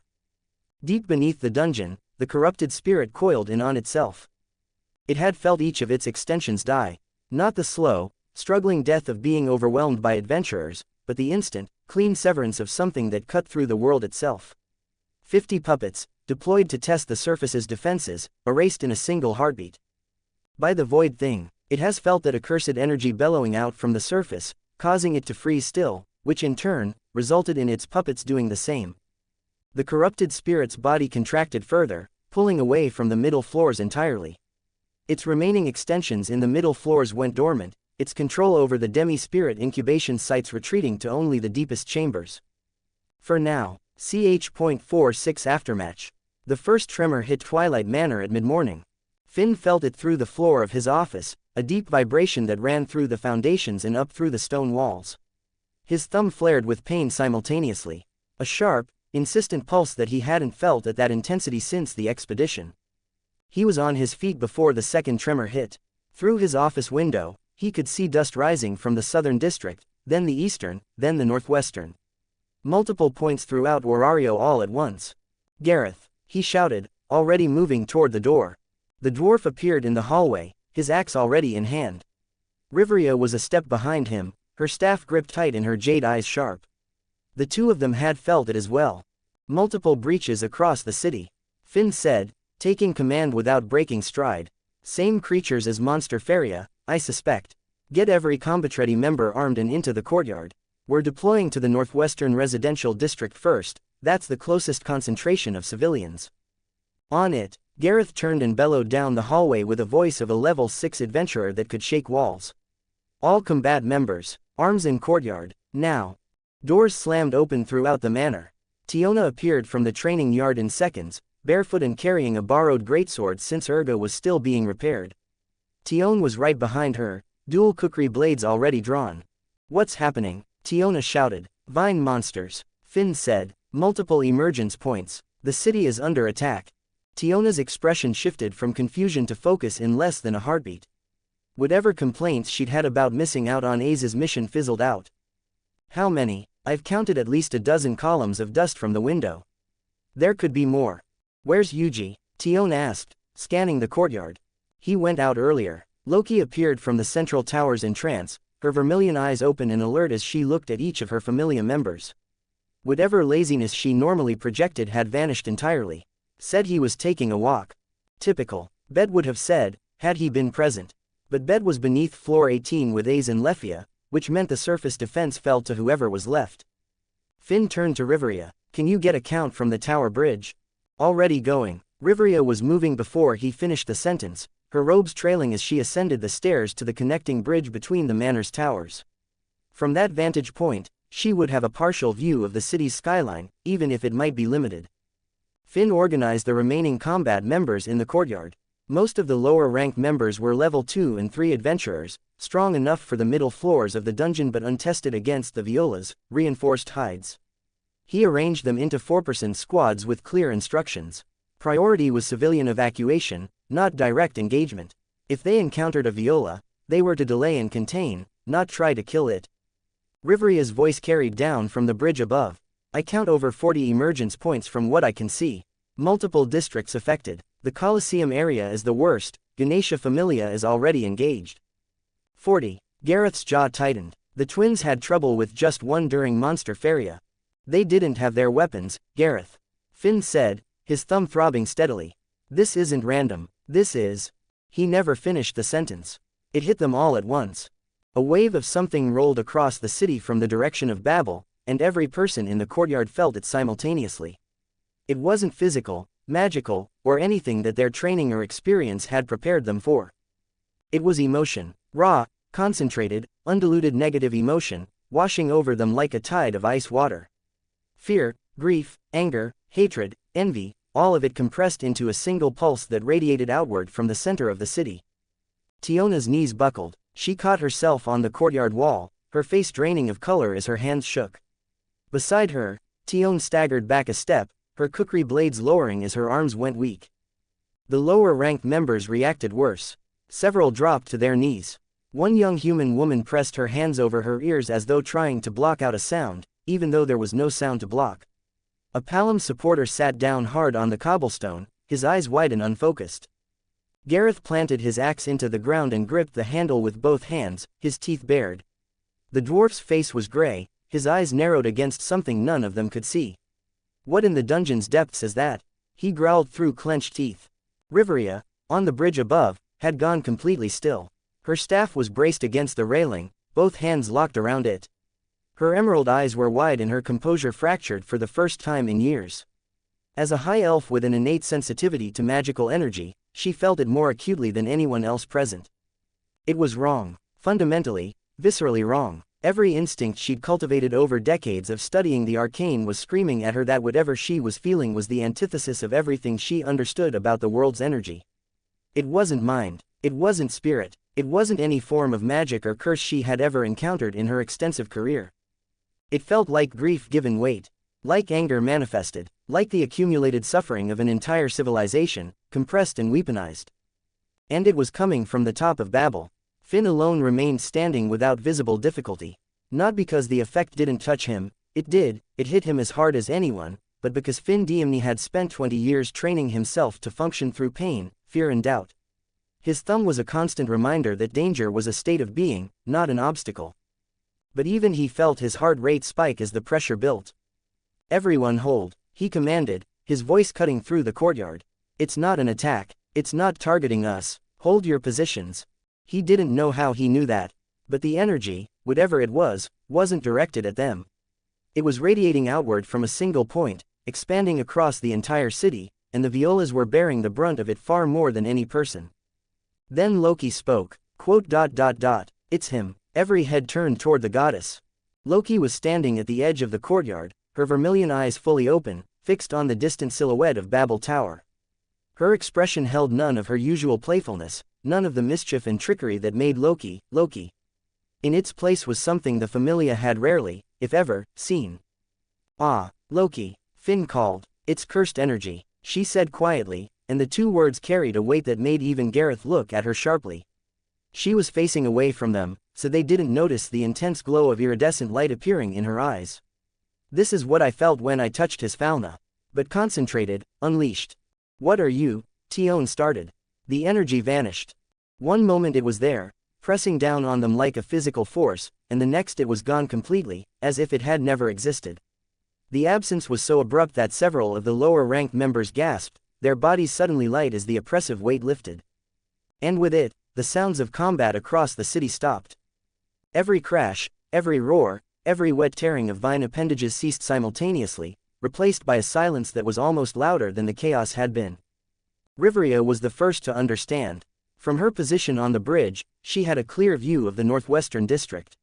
Where, moments ago, two violas had been rampaging through a residential street, there was now nothing. Just bodies, bisected cleanly, dissolving into black mist. "They're dead," Riveria said, her voice carrying down to the courtyard with a steadiness that cost her visible effort. "The vine creatures, all of them, they've been cut apart." "All of them," Gareth repeated. "How many?" "All of them," Riveria said again, leaning forward over the railing and scanning the skyline. Every column of dust was settling and every point of emergence was going quiet. Across the NT city, in every district, the violas were falling apart in identical fashion, bisected through their centers with eerie precision. The courtyard fell silent. Simultaneously, Finn said, not in the form of a question. Simultaneously, Riveria confirmed his words. Tiona looked down at her shaking hands, then up at the skyline where the dust was clearing. "What just happened?" Nobody answered. Finn's mind was racing. Clean, simultaneous cuts across dozens of targets spread across the entire city. The same technique applied uniformly, with no variation in angle or depth. Whatever did this had mapped every viola's position, calculated the optimal strike for each one, and executed all of them in a single moment. He thought about what Loki had told him that morning. An energy that was the inverse of every positive force in the world. Fundamentally opposed to spirit energy. He thought about the violas, how they had reacted to Yuji when he tried to sense whatever it was that controlled them from down below. Loki, Finn said carefully, when you said, it's him. You meant. I said what I said, kiddo. Loki interrupted, her eyes still fixed on Babel. Her voice was quiet, but there was something trembling beneath it. It wasn't laced with fear but the residual impact of having felt, for the second time in her existence, an energy that belonged to no category she'd ever known. And that's all I'm gonna say right now. The silence stretched. Gareth was the one to break it, because Gareth was always the one to break difficult silences. Right, whatever just happened, there are still people injured across the city. Collapsed buildings, fires, casualties. He pulled his axe from the ground and shouldered it. We can figure out the how and the why later. Right now, we've got a job to do. Finn nodded, the tactical mind reasserting itself. Agreed. All squads, deploy as planned. Priority is search and rescue in the northwestern and southern districts. Riveria, coordinate with the guild relief teams. Gareth, take Tiona and the first squad to the Coliseum area. Ganesha Familia will need support processing the aftermath. On it. Gareth was moving before the sentence ended. Tiona followed, but she paused at the gate and looked back at the manor. Her expression was complicated, a mixture of gratitude, confusion, and something that looked almost like being starstruck. Tiona, let's go, Gareth called. She shook herself and ran after him. Tiona lingered a moment longer, her eyes meeting Finn's. He gave her a small nod that said, later, and she departed without a word. Within minutes, the courtyard was empty except for Finn and Loki. He's going to come back, Finn said, and when he does, everyone is going to have questions. Let them ask, Loki said, he'll answer what he wants to answer, same as always. The guild will want answers too. The other familias, someone eliminated every threat in the city from a single point in less than a second. That doesn't go unnoticed. I know, Freya saw it too. From the top of Babel, she would have had a front row seat. Loki's expression finally shifted, her eyes narrowing. Yeah, she would have. The two of them stood in the empty courtyard, the sounds of the city's recovery echoing past them. Distant shouts, running footsteps, the creak of damaged buildings and the clanging of guild emergency bells. Finn looked at his thumb. It had stopped aching. To him, that wasn't reassuring. It usually meant the immediate danger had passed, but there could be underlying threats remaining out of sight. I need to draft a report for the guild, Finn said, one that explains what happened without explaining how. Good luck with that, Loki said, and for the first time since the attack began, a ghost of her usual grin appeared. I'll handle the gods, sighed. If anyone asks me directly, I'll tell him the truth. Which is, that I have no idea what happened. Loki shrugged with theatrical innocence. I was in the manor the whole time, nowhere near Babel. How would I know? Finn stared at her. Then, despite everything, the corner of his mouth twitched. You're going to enjoy this, aren't you? Kiddo, I haven't had this much fun since Bed armwrestled Riveria. She walked back inside, humming something tuneless to herself, leaving Finn alone in the courtyard. He stood there for a long moment, looking at the sky. Then he went inside to write the most carefully worded report of his career. Yuji returned to the manor an hour later. He came through the gate at a walking pace, hands in his pockets, his clothes dusty but otherwise unremarkable. The guards at the entrance stared at him but said nothing. The courtyard was empty. Most of the familia had deployed to assist with the city's recovery efforts. The sounds of their work echoed faintly from beyond the manor's walls. He made it to the hallway leading to his room before a voice stopped him. Took you long enough. Loki was sitting on the windowsill at the end of the hallway, one leg dangling, the other pulled up to her chest. Her vermilion eyes were fixed on him with an expression that mixed exhaustion with curiosity, and a hint of something dangerously close to pride. Rough morning, she asked. You could say that. Take a walk, you said. Just going out for some air, you said. I did take a walk. Uzu. Loki's eyes narrowed. And during this walk, did you happen to swing by the top of Babel and do something that made every living person in Orario feel like they were reliving their worst memories for about 3 seconds? Yuji was quiet for a moment. The negative emotions, he said, people felt that. Everyone felt it, Yuji. Every single person in the city. My children were shaking. Riveria, who I've seen face floor bosses without flinching, was gripping her staff like it was the only thing keeping her standing and shaking like a leaf. Loki's tone wasn't angry, but she was being careful. That's what cursed energy feels like from the outside, isn't it? Yes, Yuji said, and there was a weight behind the word that Loki hadn't heard from him before. I didn't think people in this world would be able to sense it. Back where I come from, only sorcerers and people with high spiritual awareness could perceive cursed energy directly. Normal people, monkeys, could to a much lesser extent, but nothing as extreme as what you're describing. Wherever you come from, this place ain't similar to it, Loki said quietly. The people here have Falna, which means they're connected to the divine framework. Even the weakest level 1 has a heightened sensitivity compared to an ordinary person. And what you just put out. She trailed off, shaking her head. I didn't have a choice. Yuji said, 50 violas across the city. People were dying. I needed range and precision, and that required a higher output. I know, if I'd held it back further, the technique wouldn't have reached every target simultaneously. The chant I used required a buildup. I know, Yuji, the negative emotions people felt, the fear and grief and anger, that's not me attacking them. That's what cursed energy is. It's born from those feelings. When I release it at that scale, people nearby experience a reflection of the emotions that fuel it. I know, Loki said for the third time. I'm not angry. I'm not even disappointed. You saved the city. She hopped down from the windowsill and walked toward him, stopping a pace away. But you need to understand something, she said, looking up at him. The people who felt that today, my children included, they don't know what it was. They don't know it came from you. All they know is that for a few seconds, something made them feel every negative emotion they've ever experienced, all at once. And then every monster in the city died.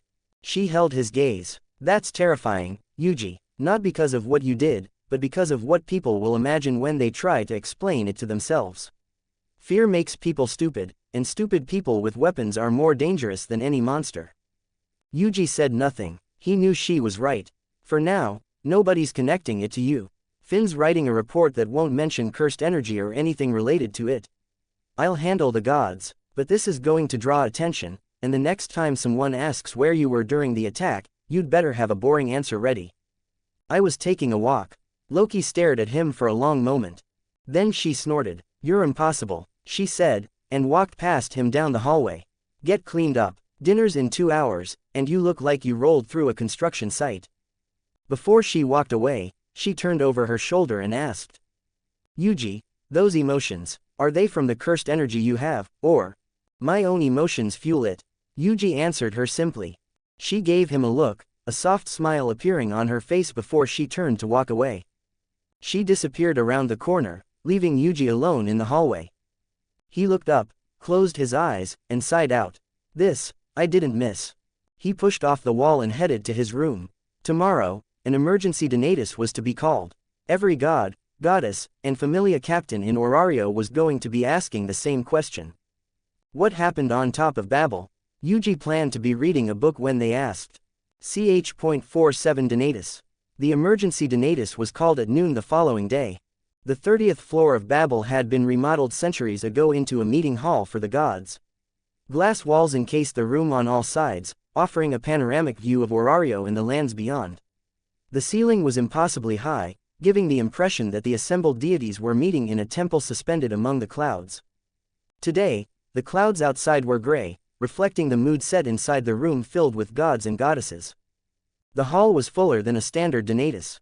Emergency sessions drew attendance that the regular quarterly meetings rarely achieved, especially when the emergency involved a direct attack on the city itself. Dozens of gods and goddesses filled the seats arranged around the central table, their divine presences creating a subtle pressure that no mortal could have endured comfortably. Ganesha was the first to speak, which surprised no one. I am Ganesha, he declared, slamming both hands on the table, and the elephant mask he wore shook with force. And I demand answers. My familia suffered 17 casualties yesterday. 17. 3 are still in critical condition. We were fighting those creatures when they all just, he made a slicing gesture with his hand. Poof. Gone. Cut in half. What was that? Please sit down, Ganesha. Royman Mardial, the guild's representative, said from his position at the head of the table with visible exhaustion. I will not sit down until. Ganesha, Sit, Shakti Varma's voice carried from behind him with the quiet and weary authority contained in her tone. Fitting of someone who had been managing the elephant god's outbursts for years, as Ganesha sat back down. Royman cleared his throat and adjusted his papers. The guild has compiled a preliminary report on yesterday's events. At approximately 10:15 in the morning, 50 creatures of the same species observed during the monster Feria, which Loki Familia fought against, emerged simultaneously across multiple districts. The creatures have been tentatively classified as enhanced violas. The attack lasted approximately 8 minutes before all 50 creatures were destroyed simultaneously by an unknown force. Unknown, Apollo repeated from his seat, his golden hair catching the light as he leaned forward with amused interest. He wore his usual white robe and a smile that showed he found the entire situation fascinating rather than concerning. Come now, Royman, surely the guild has more than unknown. An entire city of adventurers, gods and mortals alike, and no one can explain how 50 monsters died in the same instant. The investigation is ongoing, Royman said tightly. He means they have no idea, Ishtar said from across the table, her lips curved into an amused smile as she reclined in her chair. The goddess of beauty wore a revealing outfit that drew eyes whether its audience wanted to look or not. Let's not pretend otherwise. The guild is as baffled as the rest of us. Several gods murmured in agreement. What we do know, Royman pressed on, is that the creatures emerged from below the city through pre-existing subterranean routes. The guild is investigating how they accessed these routes and whether additional breaches are possible. Below the city, Dionysus said quietly from his corner of the table. The god of wine held a glass in his hand, and his violet eyes carried the composed sadness he was recently known for. Similar to the tunnel systems that connected to the sewer network, I assume. The same ones where remnants of certain organizations were suspected to operate. The room grew marginally quieter. The connection to the previous incidents is being investigated, Royman said, a bead of sweat forming at his temple. We all read about what happened during Monster Feria. Hephaestus spoke next, her single visible eye locked onto the elder elf. The same species of creature and even the same way it emerged. This isn't a coincidence. Whoever is behind this demonstrated that they can deploy these things anywhere in the city, at any time, in numbers that overwhelm our response capabilities. And then something killed them all, Takemikazuki said, his arms folded across his chest. The god of war's expression was unreadable. Simultaneously, every single one. The room fell into a tense silence as the conversation arrived at the question everyone had been circling. Let's address the ALV in the room, shall we? Hermes said, tipping his feathered hat back and leaning into his chair with a smile, showing how he was thoroughly enjoying himself. Something happened on top of this very tower yesterday. I don't know about the rest of you, but I felt something unpleasant right before those creatures died. The reaction was immediate. Unpleasant is underselling it, Mayak said, the normally gentle god of medicine looking paler than usual. My entire familia collapsed. Naza was on her knees for a full minute afterwards. Whatever that energy was, it hit every person in the city. My children experienced the same, Takemikazuki confirmed, his voice measured. Every emotion you'd rather not feel, compressed into a single moment. It passed quickly, but the impact was severe. My girls felt it too, Ishtar said, and for once, her amusement had dimmed. Several of my Berbera were temporarily incapacitated.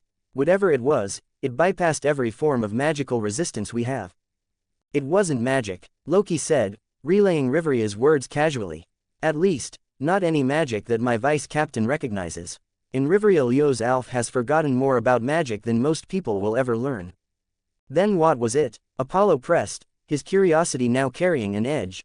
A divine ability. Did someone use their arcanum? If a god had used their arcanum, they would have been sent back to Tenkai immediately. Hestia said firmly from her seat. The small goddess had been quiet until now, her twin tails framing a face that was trying very hard to look composed. She had felt the pulse too, and it had shaken her more than she wanted to admit. That's the rule, no exceptions. Then it wasn't arcanum, Apollo conceded, which makes it even more interesting. A power that isn't magic, isn't arcanum, and isn't any known combat ability, yet it was strong enough to make every god and mortal in the city feel like the world was ending for 3 seconds. And then killed 50 monsters. Hermes added helpfully. Yes, thank you, Hermes. Apollo said dryly. From a seat near the far end of the table, partially shrouded in shadow, a figure spoke for the first time. You're all overthinking this. Every head turned. Sukuna sat with one leg crossed over the other, his arms folded inside the sleeves of a fresh kimono. The tear on his shoulder from yesterday had been replaced, and his expression carried the particular blend of boredom and disdain that he wore. Most of the gods in the room only knew him by reputation, the newly descended deity from the Far East who had registered an empty familia and sold potatoes. His attendance at the emergency Denatus had drawn raised eyebrows but no objections, as he was a registered god with every right to be present. And what would a newly descended god know? Apollo asked with a condescending smile. A god that was actually in the city when it happened, instead of hiding in my manor. Sukuna replied without looking at him. Apollo's smile stiffened. Please, continue, Mayak said, gesturing to Sukuna. Sukuna glanced at Mayak, then at the assembled gods, and let out a breath that communicated exactly how little he thought of the collective intelligence in the room. 50 monsters attacked the city.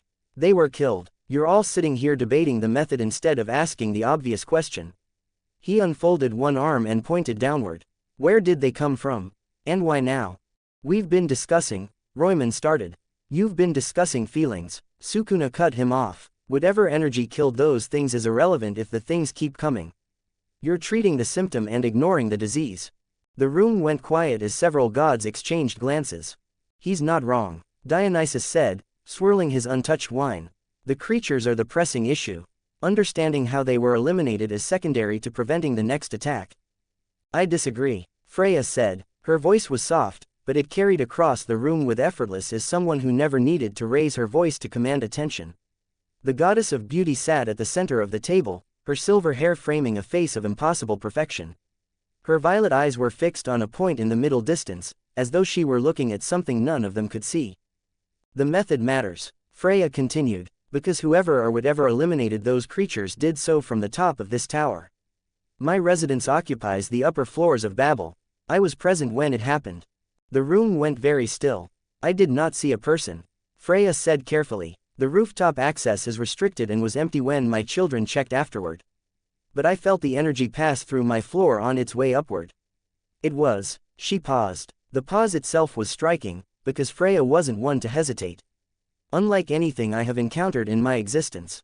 Can you describe it? Shakti asked. Freya turned her violet eyes to the goddess. It felt like the opposite of a soul. The silence that followed was absolute. Every soul I have ever seen carries light, even the damaged ones, even the corrupted ones.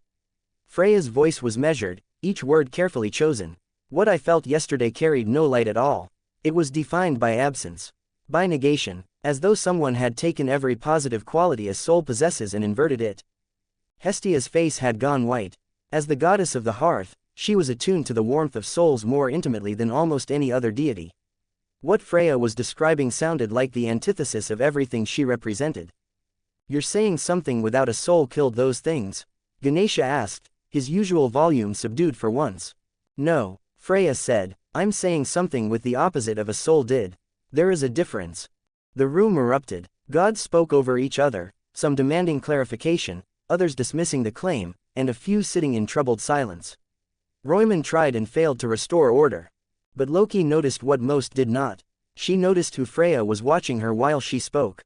The goddess of beauty's revelation wasn't aimed at the assembly. It was aimed at one person. Freya was testing Loki's reaction, searching for the flinch, the moment of recognition that would confirm what she already suspected. Loki gave her nothing. She sat with her arms crossed, her expression still, offering no more information than a stone wall. She'd been playing this game with Freya for 15 years. She knew the rules. The moment she reacted, the moment she revealed that she understood what Freya was describing, the balance would tip. She sat with her arms crossed, her vermilion eyes half closed, wearing a neutral expression to mask herself. Because that was what this was really about. It didn't come to the violas or the mysterious energy at the end of the day. It was about power. If the force that killed 50 monsters in a heartbeat belonged to the Loki familia, the balance of power that had held Orario together for 15 years would shift dramatically. Loki would possess a weapon that Freya couldn't match, that no one in the city could match, and every alliance, every negotiation, every quiet agreement between the two familias would need to be recalculated. Freya knew this. So did Loki. Perhaps, Hermes said, his voice cutting through the noise and chaos, we should consider that this city has acquired a new resident with capabilities outside our current understanding. Someone who arrived recently and has already demonstrated unusual abilities. Several heads turned toward Loki. Don't look at me, Loki said with theatrical innocence. My newest member is a level 1 with flat stats. He can barely read coin. If you're suggesting he climbed to the top of Babel and killed 50 monsters from there, I'd say you've been drinking something stronger than Soma. A few gods chuckled. Hermes smiled but didn't press further. But Freya didn't laugh. Her violet eyes stayed on Loki for 3 more seconds. Then she smiled, the type smile of someone who had received exactly the answer she expected, and leaned back in her chair.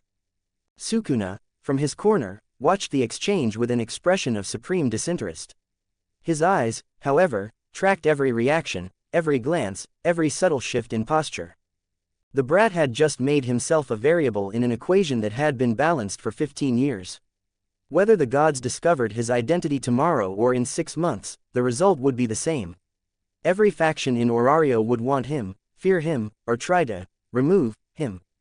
Fool, Sukuna thought, though even in his own mind, the word lacked its usual venom. Regardless of the source, Dionysus interjected, steering the conversation with a diplomat's precision, we must address the immediate threat. The creatures came from below, through routes that bypass Babel entirely. If they can do it once, they can do it again.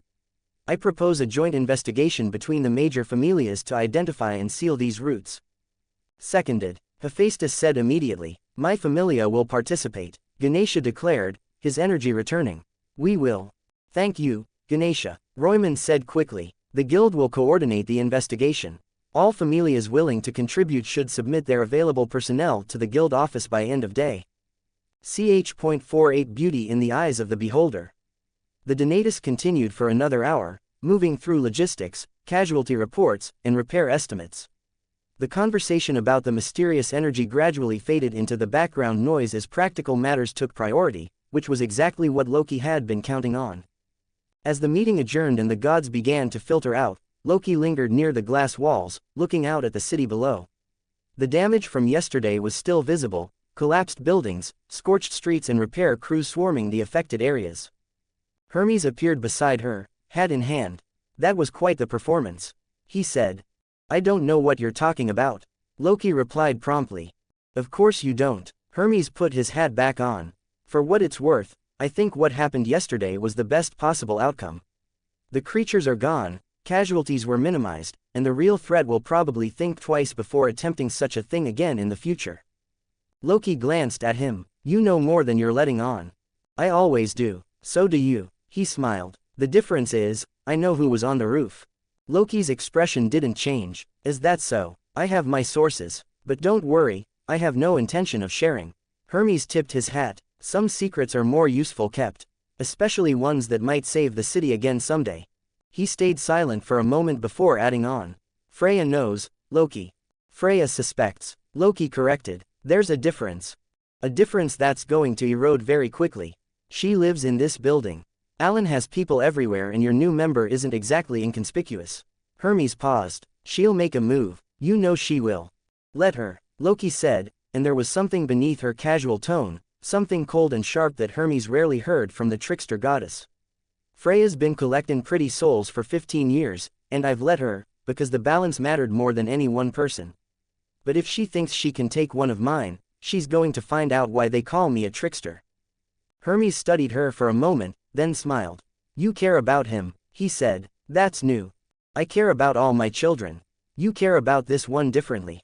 Loki didn't answer. She kept her eyes on the city below, where repair crews were clearing rubble and guild personnel were directing traffic around damaged streets. Stay out of it, Hermes. She finally said. Whatever game you're playing with your letters and your sources, keep it away from my familia. I wouldn't dream of interfering.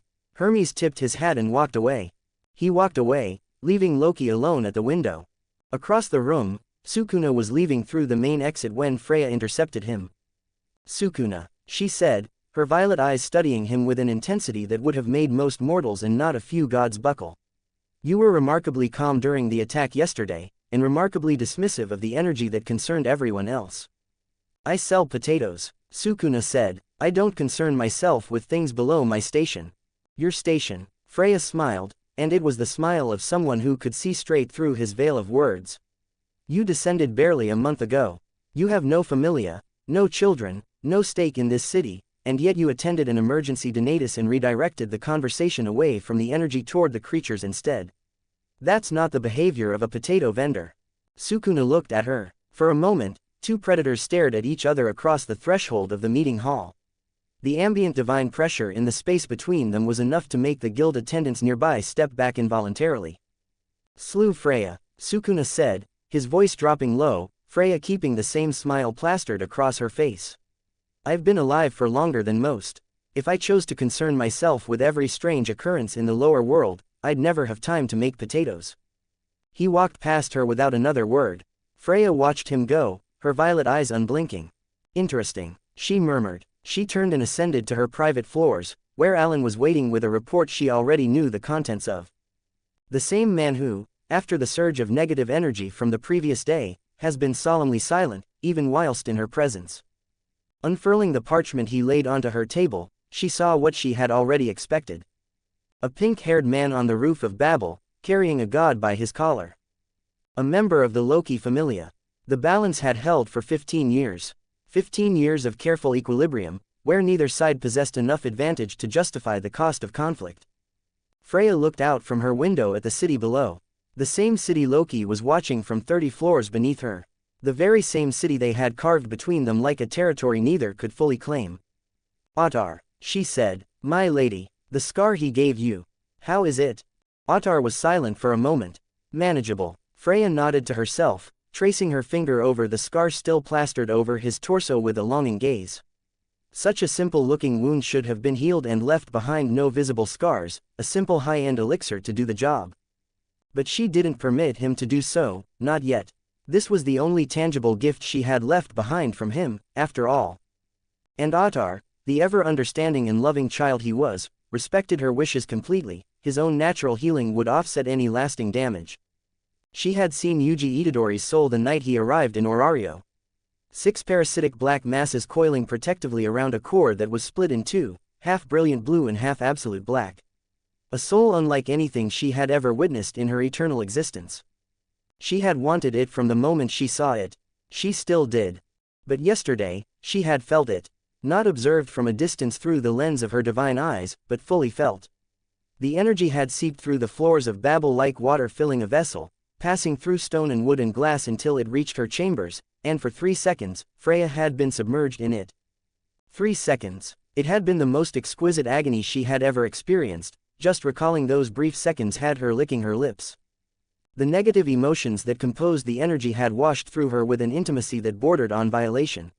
Every grief she had witnessed over millennia, every rage, every jealous ache, every desperate longing she had ever cultivated in the hearts of men and women who loved her, all of it had been reflected back at her in a single concentrated pulse. As though someone had gathered every dark feeling she had ever inspired and held it up as a mirror. And she had loved every single second of those precious 3 he had bestowed upon her. Not in the way she loved Belle's brilliant, innocent soul, that pure white light burning with potential and heroism. Not in the way she loved Ottar's unwavering devotion, steady and warm and absolute. This was something else entirely. Something she had no framework for and no precedent to draw upon in her eternal memory. The energy had felt like falling. Like standing at the edge of an abyss that whispered your name in a voice you recognized but couldn't place. It was beautiful in the way that a storm at sea was beautiful, in the way that a blade catching the light was beautiful. Destructive and breathtaking and utterly, terrifyingly alive. In her millennia of living, she had once again felt alive. She had pressed her hand to the glass of her window when it hit, her fingers splayed against the surface as the energy passed through her. Her breath had caught, her eyes widening, and for 3 seconds, the goddess of beauty, who had spent eternity surrounded by things that pleased her, had felt something she hadn't felt since she first descended to the lower world. Surprise. When the energy vanished, she had stood at the window for a long time, her hand still pressed to the glass, her heart beating with an urgency she hadn't permitted or felt it in millennia. The absence of the energy left a hollow ache in her chest that pulsated like a wound, and the ache itself was intoxicating because it meant she could still feel something new. She wanted to feel it again. That was the part that frightened her. Not the power, its implications or the political ramifications of what it meant for the balance of Orario's strongest familias. The fact that she, Freya, the goddess who made others want, had been made to want something in return. His soul was unlike anything she had seen. The energy it produced was unlike anything she had felt. The combination of the two, a soul that burned with inverted light and an energy born from the deepest wells of human suffering, called to her with a resonance that went beyond desire and into something she could only describe as longing. As though she had been waiting for it without knowing what she was waiting for. Dangerous, she thought, and the word itself carried a thrill that made her lips curve. How wonderfully, intoxicatingly dangerous. But now she understood something she hadn't before. Whatever Yuji Itadori was, he wasn't just a soul to be collected. He was a force that could tip the scales of Orario itself, maybe the world. If he remained in the Loki Familia, if his loyalty solidified and his capabilities became known, the balance that had kept the two strongest familias in check would shatter.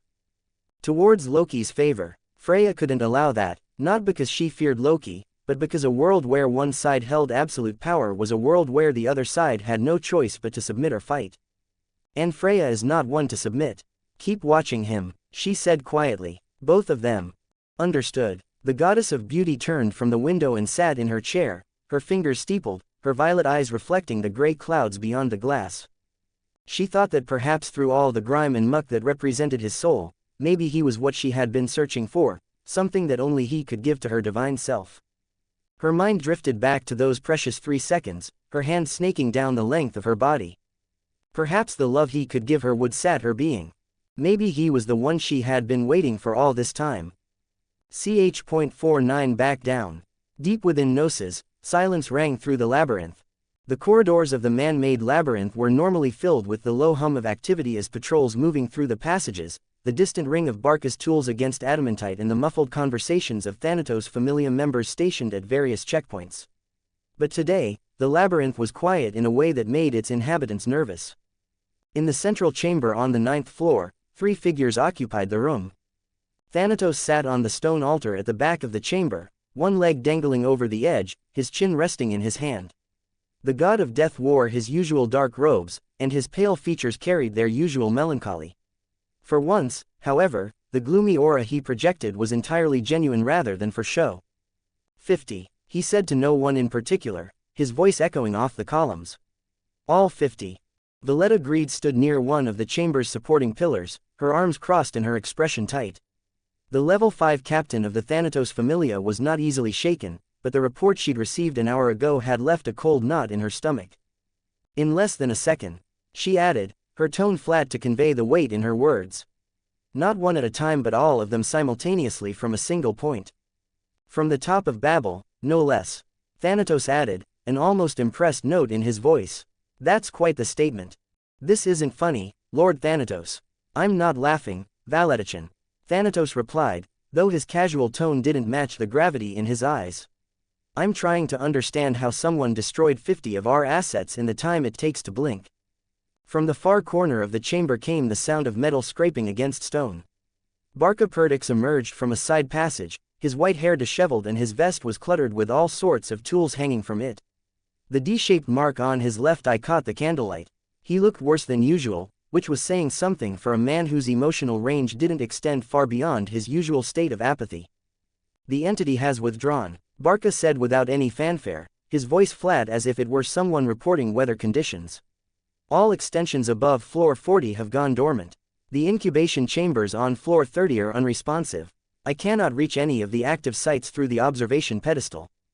Valletta's jaw clenched. What do you mean, withdrawn? I mean, it pulled everything back. Every viola, every caterpillar, every connection to the upper floors. Barca's eyes were distant, as though he were listening to something only he could hear. His blood curse, the compulsion to work on Gnosis, was always loudest when the labyrinth's purpose was threatened. It's afraid. Afraid, Valletta repeated, as though the word associated to the entity was foreign. The thing that's been growing beneath the dungeon for 1,000 years is afraid. Of whatever killed its extensions. Barca said simply, then turned and walked back into his passage. He had walls to maintain. Thanatos watched him go, then looked up at the ceiling of the chamber. Valetichin, what? That energy yesterday, the one that rolled across the city before the kills happened. Thanatos's pale eyes drifted to her. Did you feel it down here? Valletta was quiet for a moment. We felt something. A tremor through the walls and the vigilance statues flickered. Several of the newer members reported nausea and dread, but I assumed that was the Viola's dying. It wasn't, Thanatos said. I felt it, even through the orichalcum and adamantite, even through the wards that Barca has layered into every surface of this labyrinth. He paused. It felt like death, not the kind I preside over, the natural end of things, the cycle of souls returning to be cleansed. This was, he searched for the word, wrong death, inverted death, like someone took everything I represent and turned it inside out. Valletta looked at him sharply. The god of death describing something as wrong death was not a statement to be taken lightly. Whatever it was, it came from the surface. Thanatos continued, his casual demeanor fully absent now. And it's connected to whatever the entity is afraid of. That means there's something above us that threatens the foundation of our entire operation. What do you want to do about it? Thanatos was quiet for a long time, staring at the flickering candles that lined the chamber walls. Nothing, for now, he finally said. Revis is handling the Loki Familia's little expedition on floor 24 as we speak.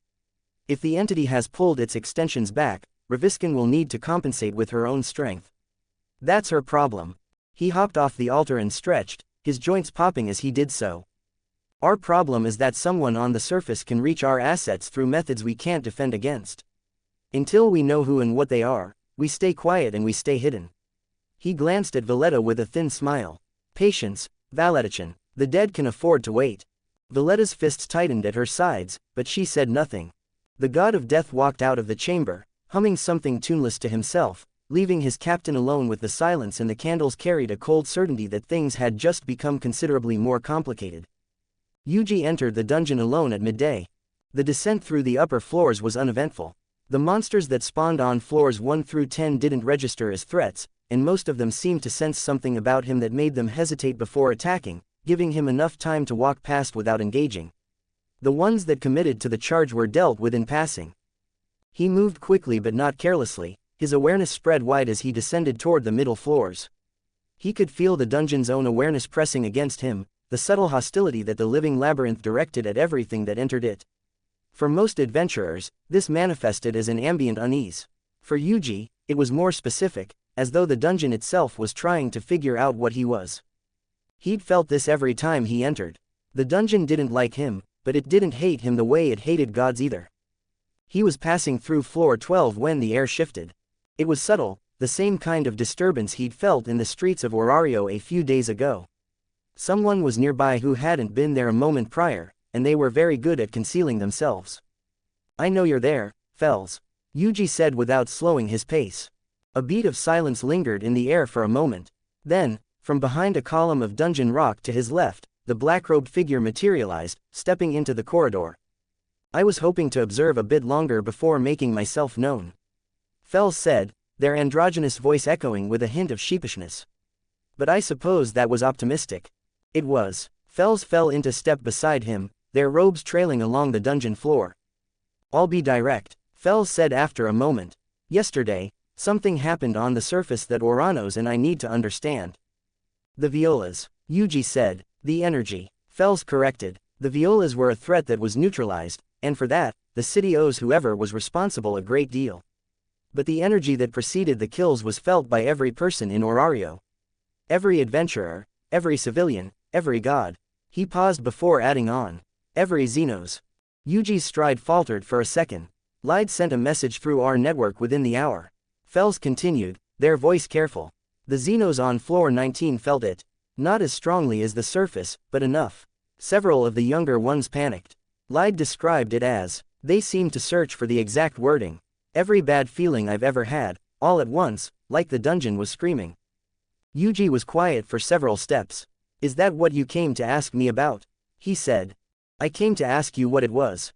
Fels said simply, because I have spent 800 years studying every form of energy that exists in this world, and what I felt yesterday doesn't belong to any of them. It wasn't magic, it wasn't spirit energy, it wasn't divine, whatever it is, I don't have a name for it, and the fact that it came from the top of Babel, the same building that sits above the entrance to the dungeon, has implications I'm not comfortable ignoring.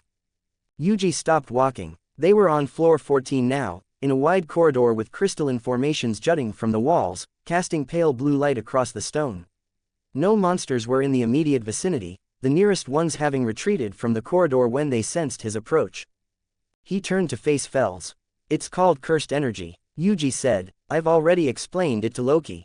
Fels was quietly studied Yuji from the side, nodding his head for Yuji to continue on. Cursed energy is born from negative human emotions. Fear, grief, anger, hatred, envy. It's the foundation of a system of combat from where I came from that doesn't exist here.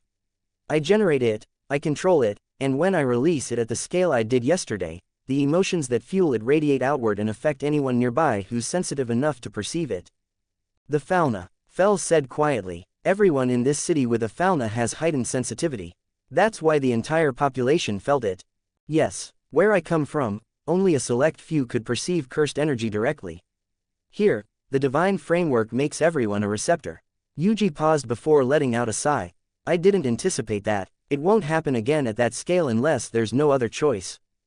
Fels was quiet for a long time. Their gloved hands were clasped in front of their robes, the posture of someone processing information that fundamentally altered their understanding of the situation. However, those without a fauna was also able to sense it. I have a theory, but I need your confirmation on one certain aspect first. Which is? Yuji raised a brow and glanced at Fels from the corner of his eye. How commonplace was magic in your world? Yuji went silent for a moment before shaking his head. There's none. Then it seems this cursed energy that you possess interfered with the magic in the air in this world, which extended to all living beings regardless if they themselves possess a way to harness such powers. Fels explained to Yuji, who took their words and nodded along. The entity, Fels said, your energy is opposed to it. Directly. Cursed energy is the inverse of spirit energy, I suppose. What that entity is made of and what I'm made of are complete opposites. When I touched the Viola's magic stone during Monster Feria, the entity severed its own connection rather than maintain contact with my energy. And yesterday, when you killed 50 of its extensions simultaneously, it would have felt every severance at one and most likely pulled back. For now, Fels echoed. The weight behind those two words was considerable. A silence settled between them, broken only by the distant sounds of the dungeon's ambient life. Dripping water and distant monster calls. Why are you heading to floor 19? Fels asked. Lied asked me to come back. Yuji said, I'm keeping my promise. Fels studied him for a moment, then let out a sound that might have been a chuckle. You know, when Oranos first learned of your existence, his primary concern was observation. How to maintain a variable that didn't fit any existing category. The robed figure tilted their hood slightly. I was skeptical at first, but he allayed my worries. He told me we're a person who happened to be extraordinary, and that the distinction mattered. And what do you think now? Now, I believe he was right. Fels paused. I believe yesterday settled the question. Yuji wasn't sure whether that was meant as reassurance or a carefully disguised warning. With Fels and their ambiguous way of speaking, it could be both. The Zenos who felt the cursed energy, Yuji said, are they afraid of me now? Some are. The younger ones, Fels admitted. Lied as not. He told the others that you were the only person who'd ever confirmed their souls were real, and that whatever they felt wasn't directed at them. Tisk. Yuji rubbed the back of his head in frustration, never intending for his cursed energy to cause such a ruckus in the first place. He's right, it wasn't. I know, but fear doesn't always listen to reason, Mr. Itadori. You'll need to show them yourself. Fels stepped back, their form already beginning to blend with the corridor's shadows. I'll inform Oranos of what you've told me. He'll want to speak with you again, but that can wait until you've returned to the surface. Fels, Yuji called before the figure could vanish entirely. The shadow paused. The entity hasn't retreated permanently, I doubt it ever would. Whatever it's been building toward, my presence hasn't stopped it. It's just changed the timeline. Yuji looked down the corridor toward the deeper floors. When it comes back, and it will, I need to know that the Zenos won't be caught in the crossfire. The silence that followed was heavy as it lingered in the air for a moment. I will do everything in my power to ensure their safety. Fels said quietly, you have my word. The black robe dissolved into the darkness of the corridor, and Yuji was alone again. He continued his descent toward floor 19, where a lizard man with an amber gaze was waiting to introduce him to the rest of his kind. To be continued.